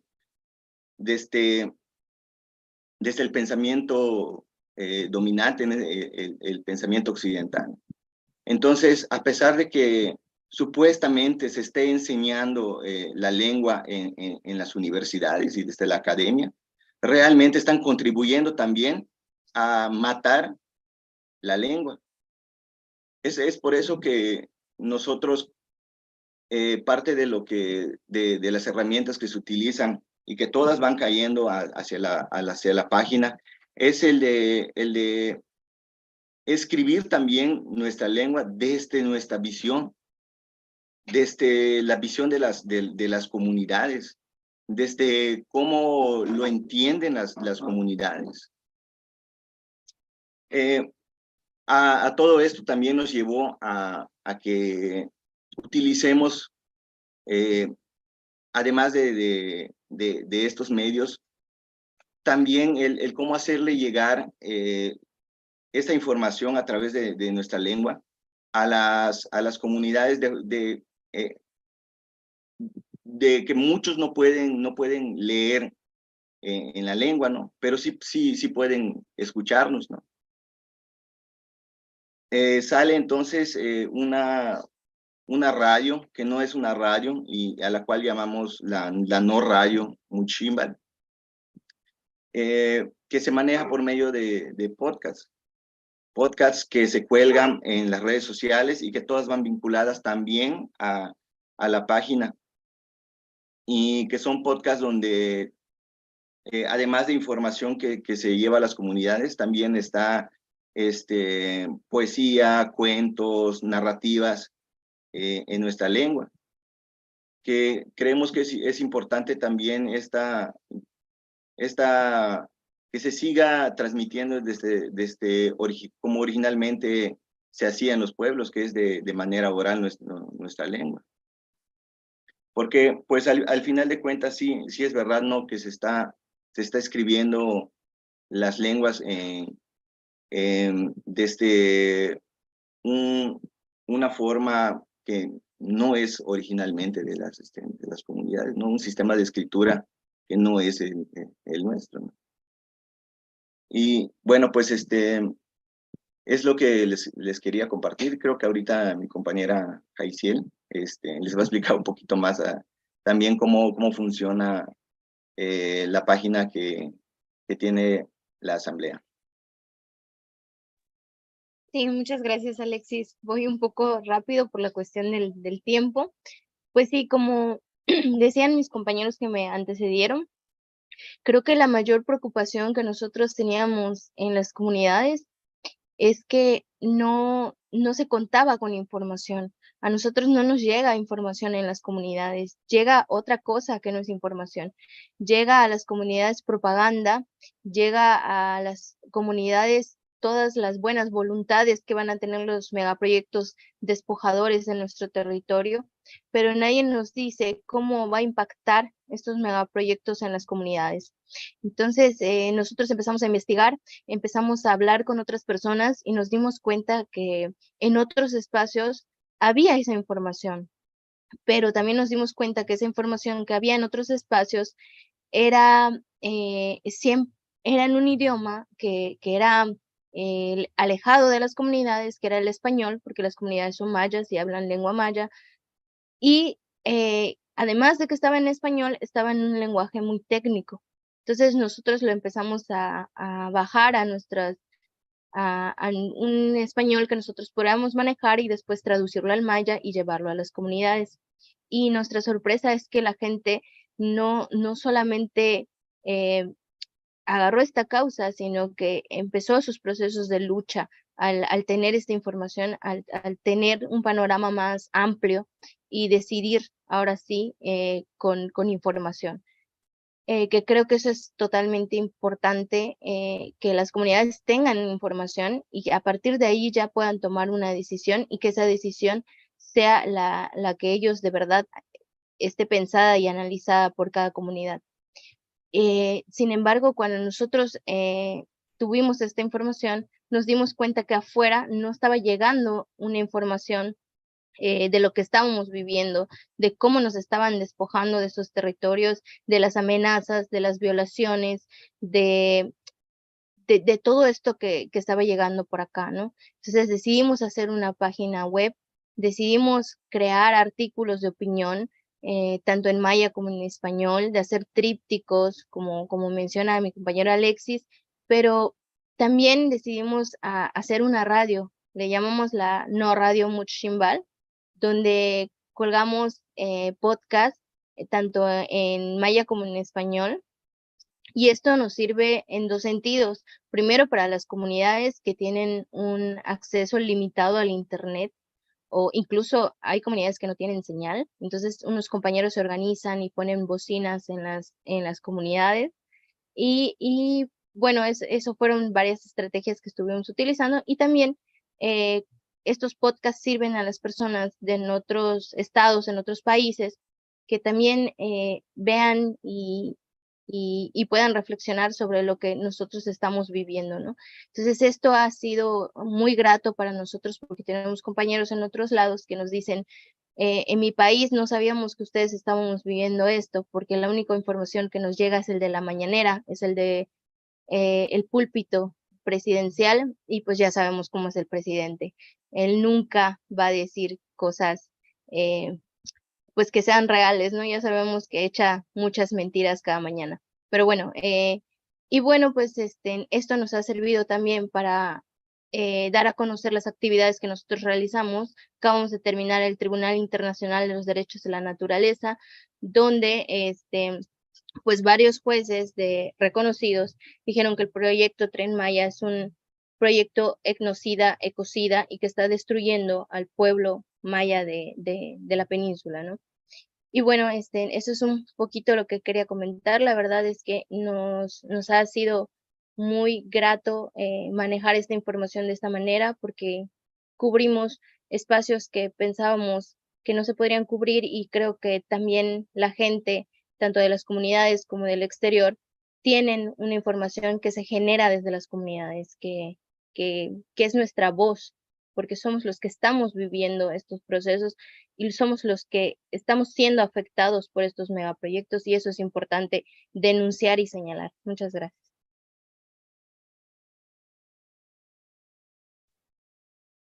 Muchísimas gracias a ti, Jaisel, gracias Ruth, y también a ti, Alexis, por tu intervención y por esto tan bueno que nos han traído, que es muy propicio todas estas voces, como lo decía Alexis, propicio este espacio para dar voz a todas estas realidades que vivimos, no solamente el pueblo maya en México, sino que todos los pueblos en América, ¿no? Porque de igual manera nosotros acá en La Guajira también pasamos esa situación. Entonces, como ya el tiempo va avanzando muy rápidamente, vemos que el trabajo del pueblo maya yucateco son las páginas wiki, articular pues redes también, ¿no? Con plataformas, hablar sobre la radio, ese conocimiento de los pueblos que tienen que estar allí, el extractivismo de los recursos, ¿no? En los sistemas capitalistas y defender las comunidades. Entonces hay algo muy, muy importante que colocaba ya Alexis en su presentación y es un tema o es una palabra clave que hay que me gustó muchísimo y es la selva no se vende ni se renta. Entonces, de igual manera, nosotros también, los que habitamos en territorio, decimos que nuestro territorio no se vende ni se renta. Entonces, vemos que hay una desinformación muchas veces, ¿no? Y las cosas están siendo pensadas desde lo occidental y no desde el territorio, no desde lo propio. Y sobre todo esos proyectos que destruyen mucho el territorio, el extractivismo de los recursos en nuestro territorio. Un tema bastante espinoso, delicado, pero muy cierto y como digo, Jaciel, muy propicio en este espacio. Entonces continuamos con nuestro último, digamos, ponente, el último, pero no el menos importante, como dice Héctor Martínez. Bienvenido, Héctor. Héctor es un indígena del pueblo náhuatl salvadoreño. Entonces, vamos a ver y a escuchar a Héctor. Héctor, ¿está por ahí? Bienvenido. Nahani Matsinmaga Payush, Igan Nahani Nemi Unim, Nahani Spagi, Juan Yuyumuga Nuyulu, Iga, Nahani Weli Metsinita Muchen Meheme. Buenos días a todos, les doy primero las gracias por la invitación, gracias por el espacio y sinceramente es un honor, una alegría estar este día acá con ustedes compartiendo. Bueno, vamos a iniciar, voy a comenzar a proyectar mi pantalla, vamos a hablar un poquito acá sobre mi proyecto, sobre el proyecto que estamos llevando y cómo poco a poco también nos hemos ido involucrando con Wikipedia. Bueno, vamos a comenzar. Quiero comentarles, pues, darles un poquito de contexto de lo que está pasando en mi lengua. Mi lengua es el idioma náhuatl. Muchas personas lo llaman Pipil, creo que es mucho más conocido así, pero desde el pueblo no aceptamos ese nombre, los abuelos no lo aceptan, entonces es de hecho un nombre que surge durante la colonia, ¿verdad? Entonces, cada vez que ustedes escuchen desde sus lugares donde están, pues, la palabra Pipil, diga, no, alguien nos explicó que el término correcto es náhuatl. ¿Por qué? Porque el término pipil es un poco peyorativo. Surge en tono de burla por nuestra forma de hablar. Bueno, quiero comentarles que el náhuatl pues, es la última lengua indígena viva del Salvador y se encuentra en grave riesgo de desaparecer. Nos quedan menos de 200 hablantes nativos. En El Salvador a esta cifra se llegó porque hubo una interrupción de generaciones de hablantes y esto es porque en 1932, pues un presidente, un dictador en esa época que era militar, pues prohíbe el hablar nuestra lengua. Prohíbe de hecho todas las prácticas ancestrales y pues lastimosamente también ocurre uno de los genocidios más grandes de toda Latinoamérica. Entonces, prácticamente toda aquella persona que hablara una lengua indígena o portara su traje o realizara alguna actividad, pues se volvió enemigo del Estado y pues prácticamente por eso se salta, digamos, algunas generaciones, porque por temor se deja de hablar la lengua, por temor pues se dejan de usar los trajes, la vestimenta se pierde, los tejidos, todo eso. Entonces, no es que en El Salvador no hayan indígenas, porque hay incluso presidentes que lo han dicho. No es que no hayan, sino que comenzó un proceso de negación indígena. Y todo esto, pues, guardar la vida, comenzaron a cambiar los apellidos, porque en El Salvador abundamos los Hernández y los Martínez, porque se comenzaron a poner nombres, entre comillas, ladinos, y sustituyendo los nombres y los apellidos indígenas. Entonces todo fue un proceso de verdad que bastante triste, bastante desastroso, y pues prácticamente varias generaciones quedan con el temor de hablarlo, el temor de decir, bueno, esto puede ser causa de muerte, no se lo enseño a mis hijos, no se lo enseño a mis nietos. Y así pues poco a poco el náhuatl fue bajando estadísticamente hasta llegar pues a esta triste realidad que tenemos menos de 200 hablantes.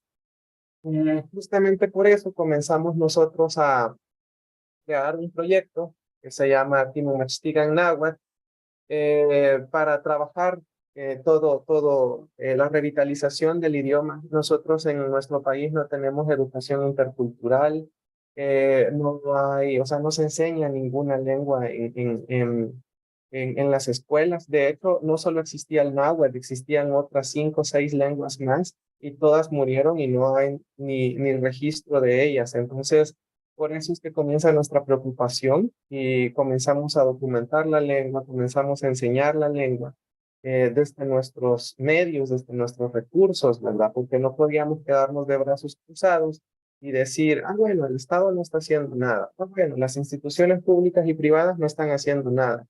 Es que se pierda. Eso era la solución más fácil, pero nosotros pues dijimos, no, si nadie está haciendo, nosotros comenzamos a hacer algo. Y así fue como comenzamos a trabajar por el náhuatl. Quiero decirles también que el náhuatl incluso no existe ni en Google, no existe. Cuando usted escribe náhuatl con T nada más, le dice, quizás quisiste decir náhuatl.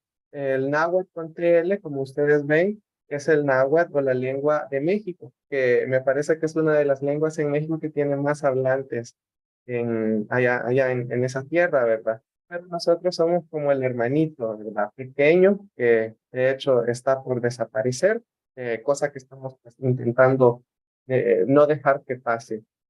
Entonces, el náhuatl y el náhuatl no es lo mismo, aclararles eso también, porque muchas personas lo confunden, incluso en nuestro país lo confunden. Entonces, es eso. Nosotros, pues, desde el 2019 comenzamos a trabajar de manera digital y comenzamos a tener presencia en redes sociales, en internet. Ahora ya aparece, cuando usted escribe en náhuatl, nos hace siempre la corrección Google. O sea, quisiste decir náhuatl con L, la lengua mexicana, pero pues ya aparece también parte de nuestro contenido, entonces ya estamos de cierta manera ganando un poco de territorio y de espacio en línea.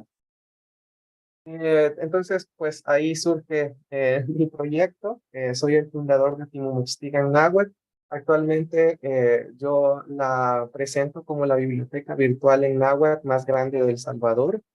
Nosotros tenemos prácticamente presencia en todas las redes sociales.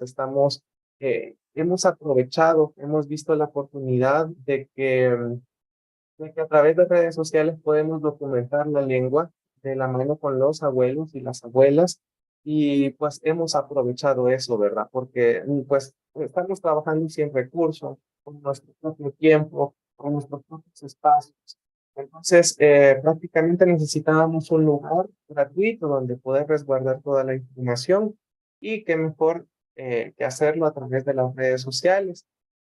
Pues ahí aparecen las redes sociales principales nuestras, donde tenemos un poquito más de, de, de seguimiento o que nos siguen más personas es en la página de Facebook. Somos más de 17,000 personas ahí.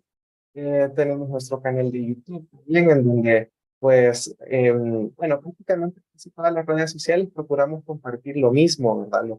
Lo que se hace. Procuramos grabar videos con abuelos, clases, eh, dar cápsulas educativas, subir de todo un poco, ¿verdad? Incluso memes, hacemos TikToks, hacemos de todo para atraer la atención también de los jóvenes porque pensamos, bueno, esta es mi visión también, ¿verdad? Yo no soy tan grande, entonces como comienzo a crear de esa manera y digo, bueno, ¿qué me atrae a mí? ¿Qué le puede atraer a otros jóvenes? Entonces comenzamos a crear contenido justamente para atraer la atención de jóvenes. Los adultos pues ya se ven bastante atraídos hacia la lengua, pero lo que hace falta es una generación de relevo, una generación que pues venga a aprender y a levantar estas estadísticas que lastimosamente están bastante bajas en el país. Entonces es ahí donde vemos la oportunidad de enganchar a los jóvenes, de atraerlos a través de las redes sociales. Y así es como vamos creando poco a poco material, prácticamente sin pararnos en 2019. En Spotify también hacemos podcasts.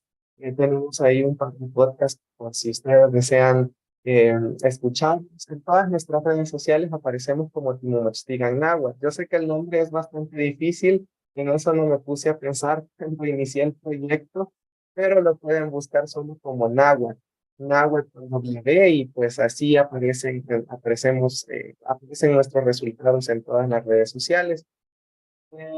Bueno, hemos ido así poco a poco creando el contenido y pues ahora también hace como unos 3 meses iniciamos este proceso de ingresar también con Wikipedia. Como les decía, también aquí tenemos un par de imágenes donde pues vemos actividades que hacemos desde la comunidad, con la comunidad, porque desde Timochtstigan Náhuatl creemos que es importante trabajar de la mano con la comunidad. Y Timochtstigan Náhuatl también comentarles que fue un proyecto que inicié yo solito en el 2019, 2020 y hasta el 2021 se nos unieron otras personas más, que ya voy a hablar un poco más adelante de eso.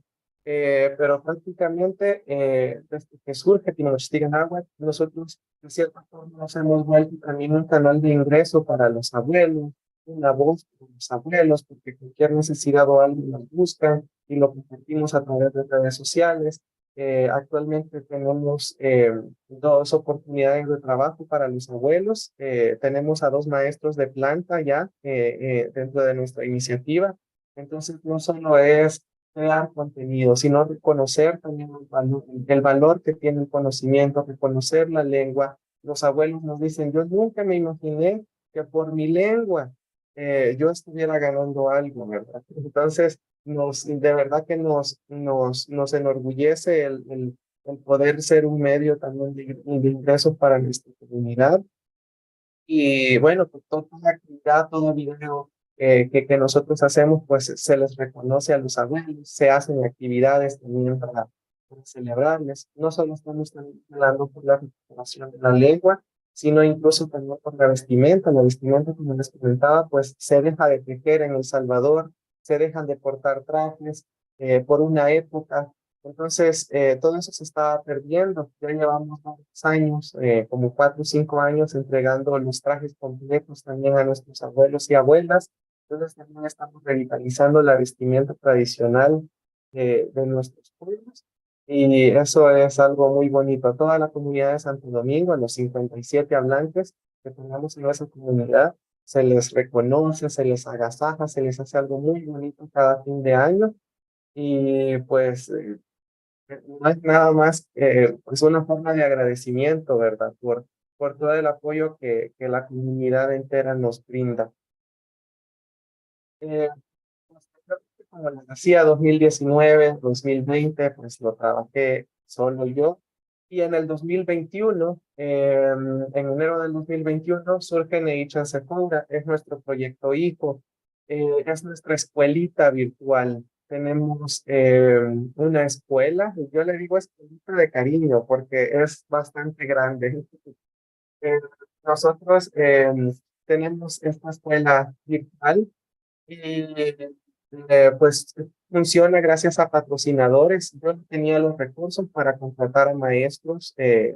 Por ejemplo, de mi bolsa pues sí salían para grabar videos, para grabar clases, para grabar algunas cosas, pero no me alcanzaba para contratar a maestros, ¿verdad?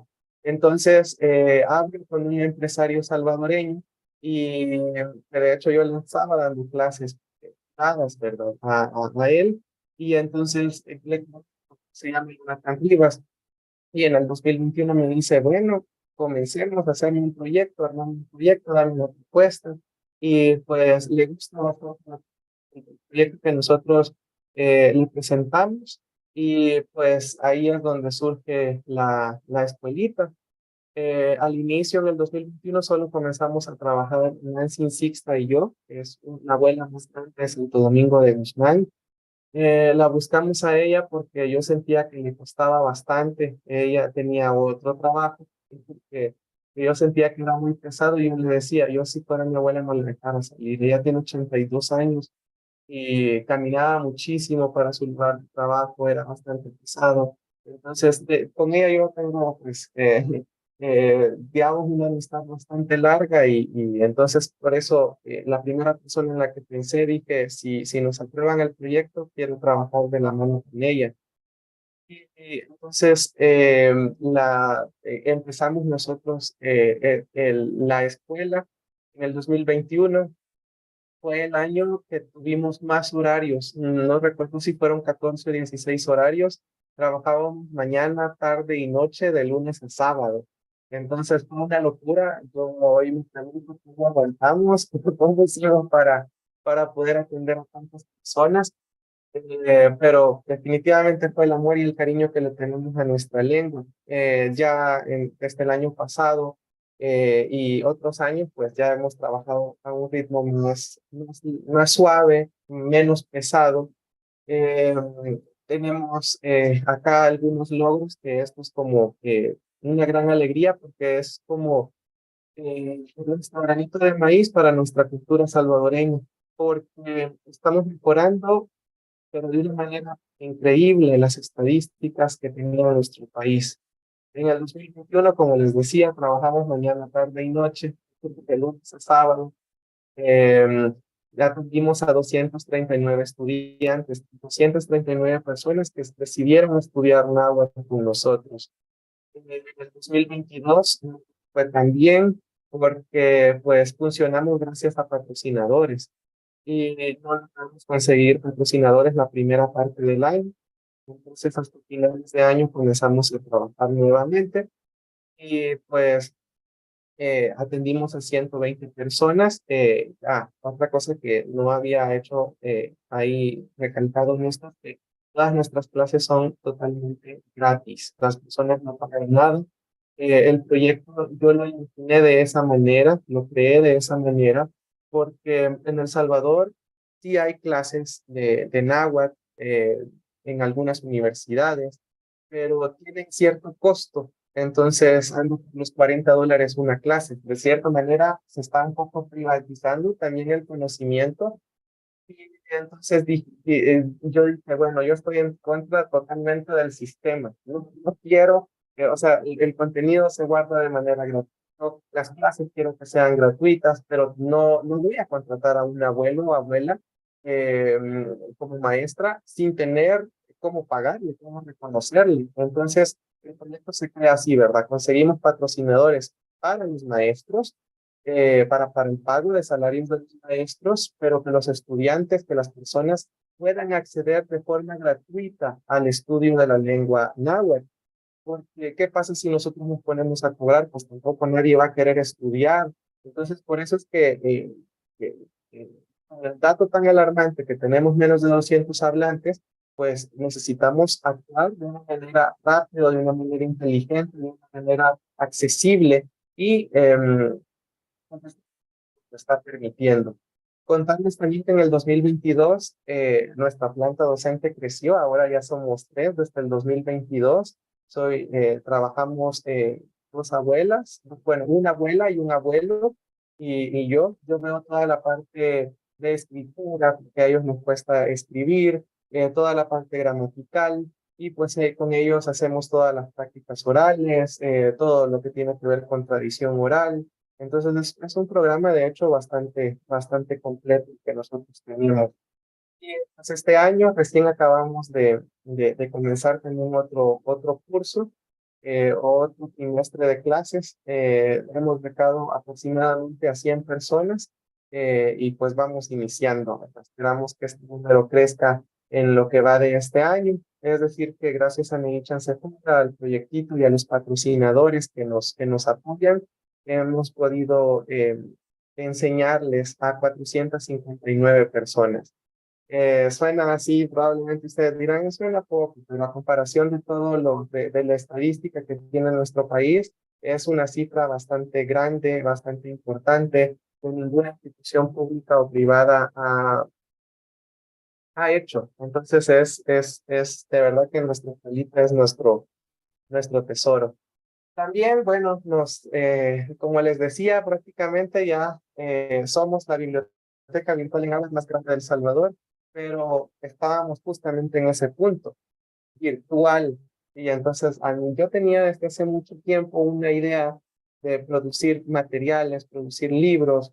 Les doy un contexto: en El Salvador, lastimosamente, la mayoría de bibliografía que existe son de autores extranjeros. Tenemos mucha bibliografía de alemanes, de estadounidenses, de españoles, y autores salvadoreños son muy pocos. Los hay, claro que los hay, pero no son tan reconocidos y o sea, las personas generalmente prefieren algo extranjero. No sé si les pasa eso en sus países, pero tristemente esa es la realidad, ¿verdad? Entonces, se les reconoce mucho a los autores extranjeros. Dicen, ese libro es bueno porque es de un alemán, ¿verdad? Ese libro es bueno porque es de un español, ese libro es bueno porque es de un estadounidense. Entonces comenzamos a trabajarlo, y mi visión también en este libro, este material, era que por primera vez en El Salvador, una abuela nada hablante, que es Nancy Sixta, nuestra autora, eh, apareciera como autora en la portada y que pues se le reconociera también con un pago. Pero también aquí nos enfrentamos a otro gran desafío. El diccionario lo comenzamos a trabajar en enero de este año, y el desafío era pues no tenemos dinero. Nosotros todo lo hacemos pues sin pago, en nuestros tiempos libres, a excepción de las clases, ¿verdad? Que eso sí tiene una retribución económica. Entonces, pues hablamos con la abuela y yo le digo, no, sí, pues no tenemos dinero. Nos animamos a trabajar, ¿no? Sin pago, y vamos a realizar una colecta. Cuando ya tengamos el diccionario, le digo yo, vamos a presentarle a alguien el proyecto y pues que nos apoyen para conseguir apoyo, para conseguir ayuda. Y pues así lo comenzamos a hacer. Yo de hecho me fui a vivir prácticamente un mes a la casa de ella y trabajábamos todos los días, de lunes a domingo, desde muy temprano hasta la noche. Y pues así comenzamos a hacer el proyecto del diccionario. No sé si usted no sabe leer ni escribir, pero yo sí. Entonces ella me iba dictando, yo redactando, y como ya llevamos 3 años trabajando con ella también, y la documentación de palabras fue un poco más fácil, un poco más rápida, porque yo le decía, pero ¿cuánto es esto? ¿Y qué diría esto? Cuando necesitábamos también agregar neologismos, eh, de cierta forma, dentro de la escuela yo soy el bueno o el algo uso para crear neologismos, entonces yo le decía, mire, ¿qué les parece si ponemos esta palabra?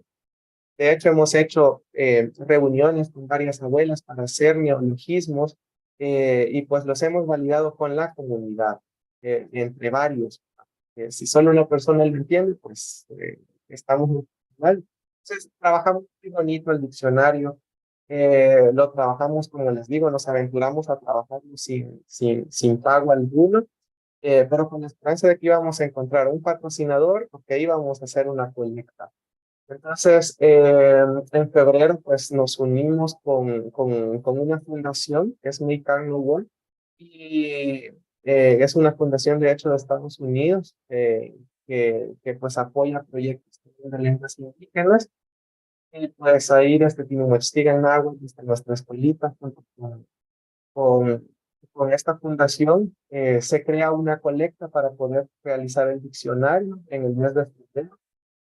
Y pues nos tardó casi 3 o 4 meses llegar a la meta, prácticamente pues, medio año sin recibir nada del diccionario, pero se logró hacer. Nuestro objetivo principal inicial no era el dinero, no era un pago, no era nada, sino documentar la lengua, tenerla escrita, porque ya la tenemos en digital, pero a las personas también les gusta tener algo físico.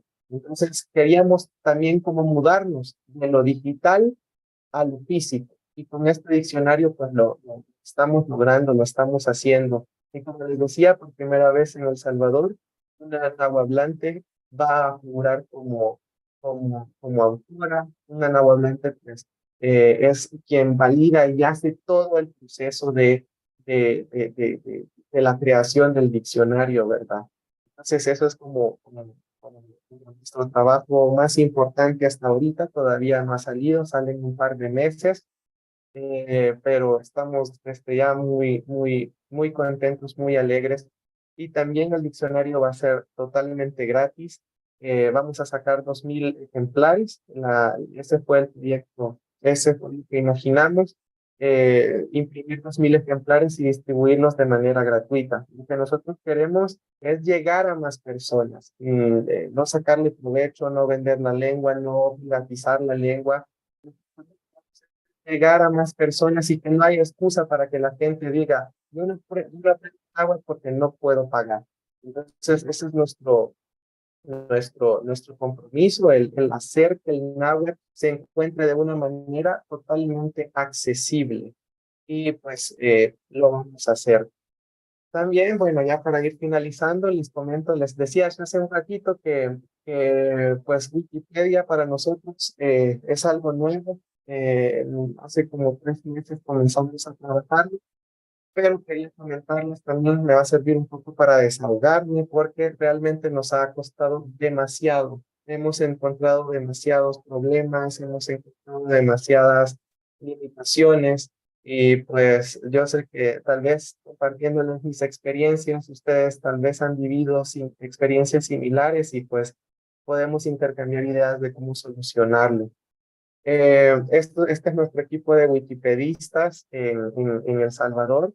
Como yo les decía, pues prácticamente nosotros no cobramos por las clases, pero cada uno de los estudiantes en cada nivel siempre dejan algo para la comunidad. Siempre es bueno, el trueque siempre ha existido, ¿no? Entonces, siempre dejan algo para la comunidad, como textos literarios, traducciones de libros, traducciones de cuentos. Entonces siempre habían dejado material o creaban material para redes. Pero bueno, hace como 6 meses nosotros, hace dos, publicamos los primeros artículos. Y este fue nuestro grupo inicial. Este trimestre va a crecer porque va a crecer un poquito más.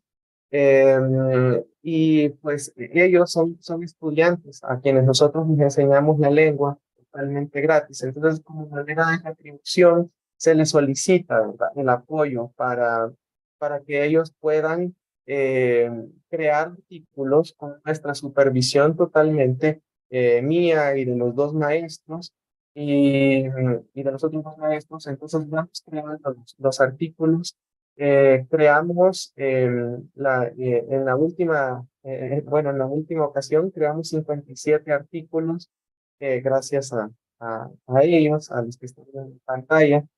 57 artículos, pero quiero comentarles también o ambientarles un poco dónde es que comienzan nuestros problemas. Y es que la Wikipedia en náhuatl no es un proyecto que nosotros creamos, sino que la Wikipedia en náhuatl de El Salvador, que de hecho aparece como Wikipedia Pipil, otra cosa que por la que estamos molestos y estamos peleando para que se cambie ese nombre, porque es ofensivo para nuestros pueblos, es que lo crea un lingüista inglés, un lingüista de Inglaterra. Entonces, prácticamente nuestra lucha ha comenzado con la academia, prácticamente. Son un grupo de personas con doctorados, con licenciaturas, expertos, lingüistas, que pues lastimosamente nos están poniendo porque no aceptan o no permiten el trabajo dentro de la comunidad de Wikipedia. Como les repito, prácticamente Wikipedia surge hace como 10 años, pero quien crea esta Wikipedia es el lingüista Alan King, Alan Roy King, y pues él muere hace un par de años y pues la Wikipedia queda prácticamente tirada, por así decirlo, aunque suene feo. Entonces, por años a la Wikipedia no se le dio ningún movimiento. Cuando nosotros comenzamos a retomar la creación de los artículos, comenzó la academia a despertar y a atacar. Para iniciar, decirles que desde que ustedes entran a nuestra incubadora de Wikipedia, ustedes se dan cuenta que prácticamente es un santuario a Alan Roy King. Entonces, no es algo desde la comunidad, de la comunidad, para la comunidad, sino que viene de la academia para la academia. Entonces, nosotros comenzamos a trabajar un poco los artículos y pues los compañeros comenzaban a quejarse, a decir, un día he trabajado algo, he hecho algo, el día siguiente ya no lo tengo, me lo borran, me lo cambian, lo eliminan. Y Neymar está aquí de testigo, Leonardo también, yo les comentaba, ¿verdad? Todo lo que nos ha costado, porque nos vienen y nos corrigen y dicen, no, es que esa no es la forma correcta de escribirlo. Y de hecho, las correcciones nos las hacen en inglés. No sabemos inglés nosotros. Bueno, al menos yo no sé inglés. Y esa es otra cosa como de que siempre se mantiene, ¿no? la superioridad o la creencia de superioridad entre que un título o un libro te dice qué hacer o cómo decir, cómo hablar, pero estamos al lado de la comunidad. Entonces, esa es nuestra lucha inicial. Primero, pues hacer una Wikipedia. Incluso pedimos a ver si podíamos hacer nuestra propia Wikipedia en náhuatl, porque no nos dejan trabajar de manera tranquila, porque pues aluden que es una Wikipedia de la academia. Entonces no tenemos que estar yendo a la forma de escritura de ellos, al pensamiento de ellos, a la bibliografía de ellos, pero es totalmente absurdo, es totalmente absurdo. Como especialista, como un lingüista va a decirle a la comunidad cómo hablar, cómo pensar, cómo escribir? Entonces, incluso la Wikipedia nos la encontramos en otro idioma, no sé si es idioma vasco. Entonces, nosotros nos estamos enfrentando a todas estas limitaciones. Cuando creamos artículos, nos encontramos la Wikipedia en otro idioma, nos hemos tenido que adaptar a las condiciones que tiene la Wikipedia. Como les decía hace un momento, encontramos bueno, la Wikipedia en Pipil se le conoce, ¿verdad? Pipil, para explicarles un poquito y me entiendan porque es un poco ofensivo, surge durante la invasión o durante la conquista, y es que quienes acompañaban a los españoles eran tlaxcaltecas que hablaban náhuatl mexicano, entonces náhuatl con TL, ¿verdad? Entonces, cuando llegan a las tierras que actualmente es El Salvador, nosotros pues les parecíamos pipil o pipil como niños, porque escuchaban su lengua que se parecía, pero escuchaban como que balbuceábamos, como que tartamudeábamos. Entonces se nos llama los niños, o sea, es el idioma pipil, el idioma de los niños, porque es como que un niño empieza a hablar.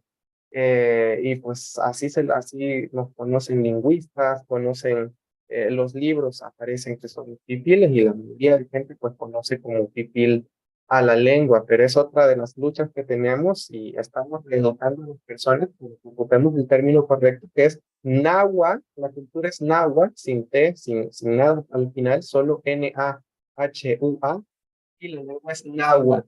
Entonces es una de las luchas que estamos haciendo. Hemos solicitado a Wikipedia ya si nos hacen este cambio, porque pues no vamos a cargar con un término peyorativo toda nuestra vida.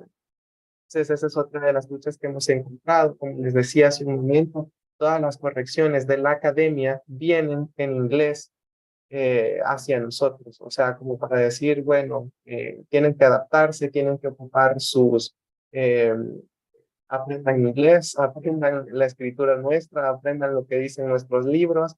Y esa es nuestra lucha. Acá, solo para que ustedes vean lo que les comentaba, está todo nuestro equipo de trabajo. La primera persona pertenece a nuestro equipo de trabajo y a todos nuestros artículos les hizo ediciones, les borró, les eliminó. Es vandalismo en toda su expresión. Entonces, hizo 119 ediciones a los 57 artículos que nosotros publicamos. Entonces, no es con afán de apoyar, no es afán de educarnos o reeducarnos de una manera buena, sino que prácticamente era simplemente hacernos tropezar, hacernos caer, hacernos de cierta forma desistir de este proyecto.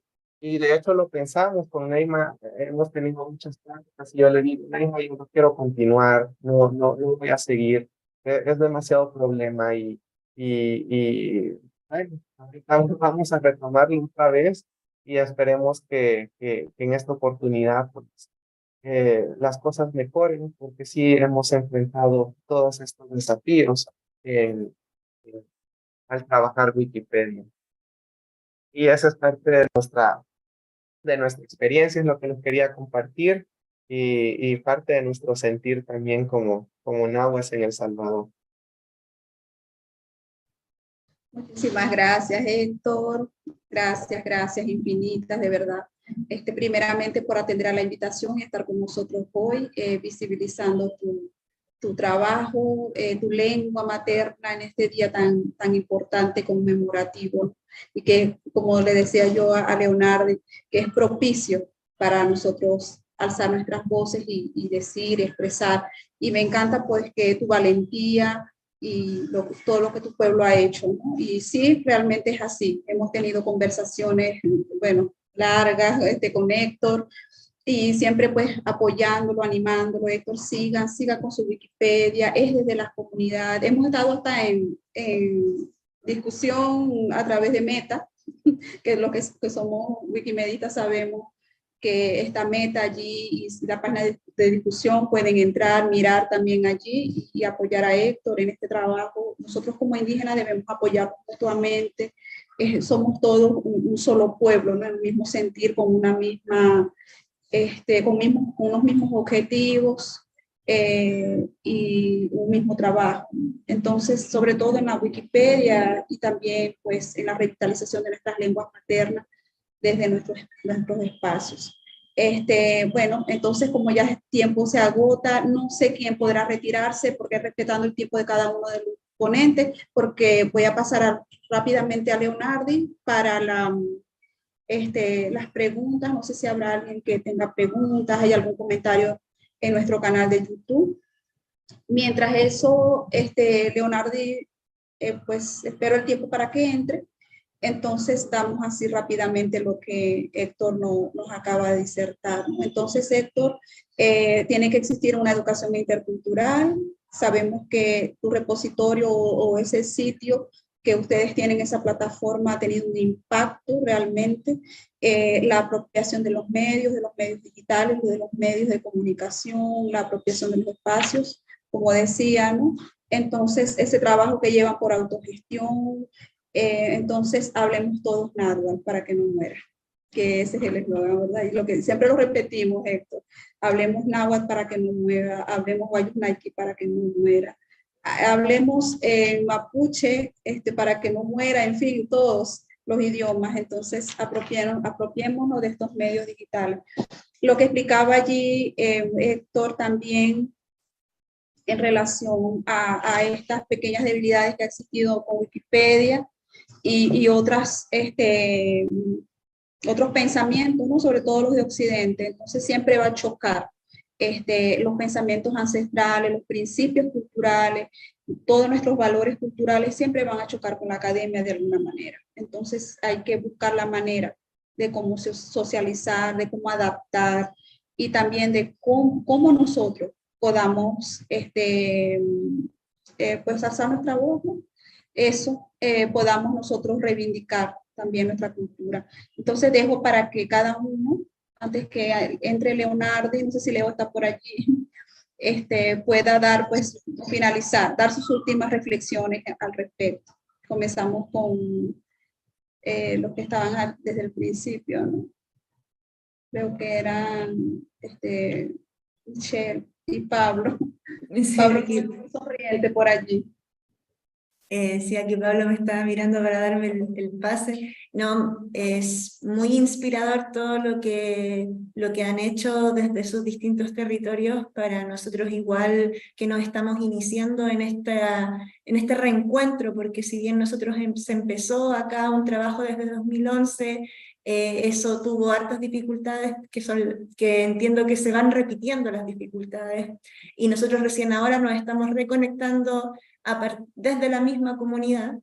Entonces escuchar su experiencia nos da muchas luces y muchas guías para saber por dónde ir, cuáles son las urgencias también. Y nada, muchas gracias por darnos el espacio también para compartir cómo vivimos nosotros la situación desde acá, y mucha fuerza, mucho Nehuen, como decimos acá, para continuar apropiándonos y representándonos en los espacios digitales. Así es, Michelle, muchísimas gracias. Sí, no, sumarme a las palabras acá de mi colega, más que nada la inspiración bueno, que significa el trabajo que han realizado ustedes y para nosotros es importante porque, como decía Michelle acá, es un trabajo que recién se está retomando, iniciando, y hay distintos puntos en comunes, quizás que son los desafíos que hay. Obviamente el peligro o el peligro de desaparición o la amenaza a la protección de la lengua, por ejemplo, y de las lenguas de las distintas comunidades indígenas. Acá en Chile, como habíamos señalado en la presentación, hay distintas comunidades indígenas, algunas que no están reconocidas oficialmente por el Estado. Entonces es un punto de partida, y conocer esta experiencia de cómo ustedes han trabajado en las plataformas Wikimedia específicamente nos va a servir muchísimo para llegar con algo más, con una preconcepción más clara de lo que vamos a hacer. Así que muchas gracias por el espacio y esperamos volver a reencontrarnos en otra oportunidad. Muchísimas gracias a ti, Pablo. Entonces vamos con Miguel y con Ceci. Muchas gracias. Bueno, primero, excusando a Cecilia, por razones de trabajo, pues ya está en otra dinámica, ¿verdad? Pero sí, creo que coincidimos con todos ustedes, que lo que se está realizando son pasos importantes. Nosotros siempre lo hemos dicho acá. Bueno, yo soy poeta, soy escritor, también soy editor, hacemos diferentes cosas en nuestro territorio, ¿no? Y lo que nosotros siempre decimos es, bueno, el siglo pasado se caracterizó por ser el siglo de la castellanización obligatoria, ¿verdad? Desde la Tierra de Fuego hasta por toda Via Yala, y esto pues venía importado de Europa, ¿no? El objetivo fue la castellanización, ¿verdad? De nuestros pueblos, de nuestras abuelas y abuelos, y con eso inicia un desplazamiento lingüístico sin precedentes, ¿verdad? Los estados realizaron políticas públicas que fueron orientadas a la eliminación de nuestros idiomas, ¿verdad? Porque pues en principio se creía, ¿verdad?, que nosotros éramos el problema de los atrasos de toda Latinoamérica. Guatemala, pues incluso hay una tesis de un famoso escritor que recibió el Premio Nobel de Literatura, que se llama Miguel Ángel Asturias, que su tesis de graduación de licenciatura justo en este año se cumplen 100 años, dice el problema del indio en Guatemala. Y la tesis indica que nosotros somos el problema del atraso de este país. Precisamente que nosotros también ahorita estamos recopilando algunos ensayos relacionados con ese tema. Pero me refiero a que si los estados, si los gobiernos invirtieron cantidades exorbitantes, no solo de políticas, sino de tiempo, de recursos, de dinero, para la castellanización obligatoria y la eliminación sistemática de nuestros idiomas, pues también hacer el llamado ahorita en el contexto del decenio de las lenguas indígenas, ¿cuánto están dispuestos los estados, los gobiernos a invertir, digamos, para enmendar ese cercenamiento que le hicieron a nuestros idiomas, para enmendar, digamos, el lingüicidio sistemático que se realizó durante un siglo, ¿verdad? Y que a pesar de eso, nuestras hermanas y hermanos, nuestras abuelas y abuelos, nuestros padres, nuestras madres siguen persistiendo en utilizar su idioma. Entonces, nosotros cuando hablamos de desplazamiento lingüístico también le preguntamos a los idiomas dominantes qué tanto están dispuestos a darnos espacios, ¿verdad? Es decir, a sus hablantes, ¿no? O sea, en estos días se ponen como muy románticos, en el 2019 se pusieron así como así, el año de las lenguas indígenas, no sé qué y no sé cuánto. Ajá, sí, sí, pero realmente cuánto espacio están dispuestos a darles también a nuestros idiomas y cuánto, digamos, recursos, y no estoy hablando solo de dinero, sino también recursos logísticos, recursos institucionales, políticas públicas, leyes que verdaderamente le den ese espacio a nuestros idiomas, ¿verdad? Y bueno, creo que ese es el llamado, o sea, nosotros estamos llamados a continuar en estas luchas, ¿verdad? Porque creo que aquí las y los que somos poliluchas, o sea, no solo estamos luchando por la lengua, estamos en distintos campos, ¿verdad? Social, político, económico, etcétera, ¿verdad? Haciendo distintas luchas, haciendo valer nuestros derechos, los derechos de nuestras hermanas y hermanos, y entonces esa es la reflexión, digamos, que nosotros hacemos. Es decir, sí, los discursos en estos días, el 21 de febrero, el 9 de agosto, el 12 de octubre, los discursos suelen ser así como muy, bueno, al final terminan siendo discursos políticamente correctos, ¿verdad? Pero muchas veces son discursos vacíos, ¿verdad? De las autoridades, incluso muchas veces de personas que se relacionan, digamos, con nosotros, con nosotras. Y entonces nosotros les decimos, bueno, ¿qué tanto verdaderamente están dispuestos a hacer ahora en favor de las lenguas indígenas después de un siglo de trabajo duro intentando eliminarlas, ¿verdad? Y eso, y creo que lo que estamos haciendo es porque sentimos la necesidad de hacerlo, sentimos que es importante hacerlo y creemos, no solo por un Internet multilingüe, sino también creemos que nosotras y nosotros tenemos que ser quienes cuenten nuestras historias y que estos relatos, que estas experiencias se escriban desde nuestras perspectivas, desde nuestras cosmovisiones, desde nuestras cosmogonías, desde nuestra forma de pensar y de interpretar el mundo, porque así es como nosotros lo entendemos. Entonces, ese sería como el llamado al final de este encuentro y agradecerles profundamente la oportunidad de conocerles, de interactuar con ustedes y de hermanar nuestras luchas. Un abrazo para todas y todos. Muchísimas gracias, Miguel. Muchísimas gracias, Miguel, por esas palabras y totalmente de acuerdo contigo. Nos unimos también nosotros en esas luchas, de verdad. Bueno, vamos a darle lugar a Ruth. Ruth Solís, Ruth, tus últimas palabras o Sí, tus impresiones. No digamos que sean las últimas, solo tus impresiones.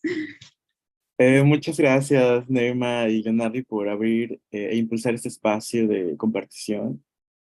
También, o sea, yo creo que en nuestro caso, agradecer de nueva cuenta, creo que cada espacio es importante participar, tomarlo, dejar la palabra, compartir, sí, como estas experiencias que tenemos en las diferentes y múltiples plataformas digitales, pero también pues las luchas, ¿no? Que cada pueblo tiene en este contexto y que también forman parte de esta ocupación digital, ¿no? O de los medios digitales. En ese sentido, pues agradecemos también esta apertura, ¿no? Porque yo creo que en algún momento, cuando inicialmente nos llegó la invitación, no sabíamos muy bien cómo si se iba a enfocar más en una cuestión netamente de un quehacer en espacios digitales, específicamente en la cuestión de Wikimedia o Wikipedia. Y me parece muy interesante que cada grupo de personas, de compañeros que compartieron su propio camino, también involucran toda esta cuestión politizada que también nos atraviesa, ¿no? Tenemos al final como pueblos originarios de Abya Yala, pues esta herida colonial, que forma parte también de nuestra realidad actual y que nos sigue pues violentando, ¿no? Entonces en ese sentido me parece muy potente y también por acá desde nuestra trinchera, pues lo que sea necesario para apoyar y seguir como tejiendo redes continentales, pues también agradecemos mucho el espacio, la invitación y pues seguimos aquí caminando juntos. Muchísimas gracias, Ruth. Entonces, bueno, Héctor, o no sé si Alexis también nos querrá decir algo. Raciel, muy rápidamente, ya que estamos sobre el tiempo, ¿no? Sé que Sí, pues también agradecer nada más el espacio, como decía Rubén, es importante esos espacios de compartición y pues agradecerles a todos sus palabras y muy importante todo lo que están construyendo desde sus geografías y pues aquí también desde aquí abrazamos lo que ustedes están haciendo. Muchas gracias. gracias, Alexis. Bueno, Jaciel creo que se retiró, ¿sí? ¿O no está No, aquí estoy. Muchísimas gracias a todos. La verdad es que ha sido un gusto enorme escucharles y saber que ustedes están manejando y administrando una información que es pues, sumamente importante, ¿no? Y bueno, pues agradecerles mucho el espacio y pues un abrazo para todos, todas. Gracias, Jaciel. Esperemos que haya otras oportunidades. Bien, Héctor, tú. Bueno, también igualmente agradecer, gracias por el espacio, gracias por la invitación. Es un gusto también para los compañeros, algunos ya los conocía, otros es la primera vez que los veo, así que me da gusto conocerlos. Igual yo quedo también ahí, órdenes para lo que necesiten, con mucho gusto podemos intercambiar ideas y platicar, porque creo que nos corresponde a nosotros, ¿verdad? Comenzar a trabajar por nuestros pueblos y siempre adelante. Gracias. Gracias, Héctor. Bueno, entonces dejo a Leonardo con esta parte final. Leo, ¿estás por allí? Sí, por aquí ando, por aquí ando. Ok. Bueno, el próximo espacio, bueno, quisiéramos que fuera un espacio ya presencial, ¿no? Si hubiera la posibilidad de reunirnos en persona y vernos, porque desde la comunidad guayú siempre tenemos esto, ¿no? De que es importante vernos, de saludarnos, de ver esos gestos, de ver las relaciones que se dan en ese sentido, ¿no? Entonces, bueno, un próximo paso importante sería que nos podamos encontrar como comunidad de nuestra región. Y bueno, esto quedaría como que para una idea, ¿no? Y en relación al cierre, bueno, yo hice unas anotaciones de algunos puntos que logré escuchar, que logré prestar atención a lo que estaban diciendo, ¿no? Por ejemplo, la información. la fuerza y el poder que tiene la información para transmitir memoria. Lo han hecho otras comunidades de otras partes del mundo, cómo sistematizan la información para transmitirla a otras generaciones. Es así que nosotros sabemos de literaturas extranjeras y de otras cosas que hemos entendido de personas que han hecho cosas desde afuera. Entonces también para nuestra comunidad es un reto y un paso muy importante también sistematizar la información, porque es poder. Tener información es poder, manejar la información es poder, y ya creo que ya tendrán muchos ejemplos en sus cabezas de cómo se maneja la información y cómo pueden también desaparecer a una comunidad o crear conflictos en comunidades a partir de información errada, ¿no? Lo otro es la importancia del trabajo colectivo con y para la comunidad. También logré escuchar que muchos están buscando trabajar con sus comunidades, porque la comunidad es la que va al final recibir la información, es la que va a trabajar con la información, son quienes van a usar esta información también para que las próximas generaciones puedan acceder a todo ese conocimiento y también como que habitar ese espacio, como decía al principio, de estar allí también a la par, ¿no? Hacer ese proceso de negociación de identidad también en el medio digital, en los medios digitales, para también existir en ese sentido, ¿no? Considerando la entrada y el uso de los dispositivos electrónicos digitales que están llegando a las comunidades, que por más que uno se imagine de que en una comunidad rural no hay un dispositivo electrónico, sí los hay. En el caso de Wayuu sí existen comunidades que tienen celulares y por allí entra la información que está llegando desde afuera en idiomas ajenos a nuestra localidad, a nuestra cotidianidad. Lo otro es el orgullo de la lengua. También escuché que todos estamos orgullosos de nuestras lenguas. Es la bandera que siempre llevamos para también encaminar todos estos esfuerzos también, porque bueno, hablar de orgullo de una lengua también es hablar de su identidad y de todo lo que eso también conlleva, ¿no? También me llamó la atención la conexión que existe entre el territorio y el idioma, porque sin territorio los idiomas no pueden existir, los idiomas no pueden practicarse o no pueden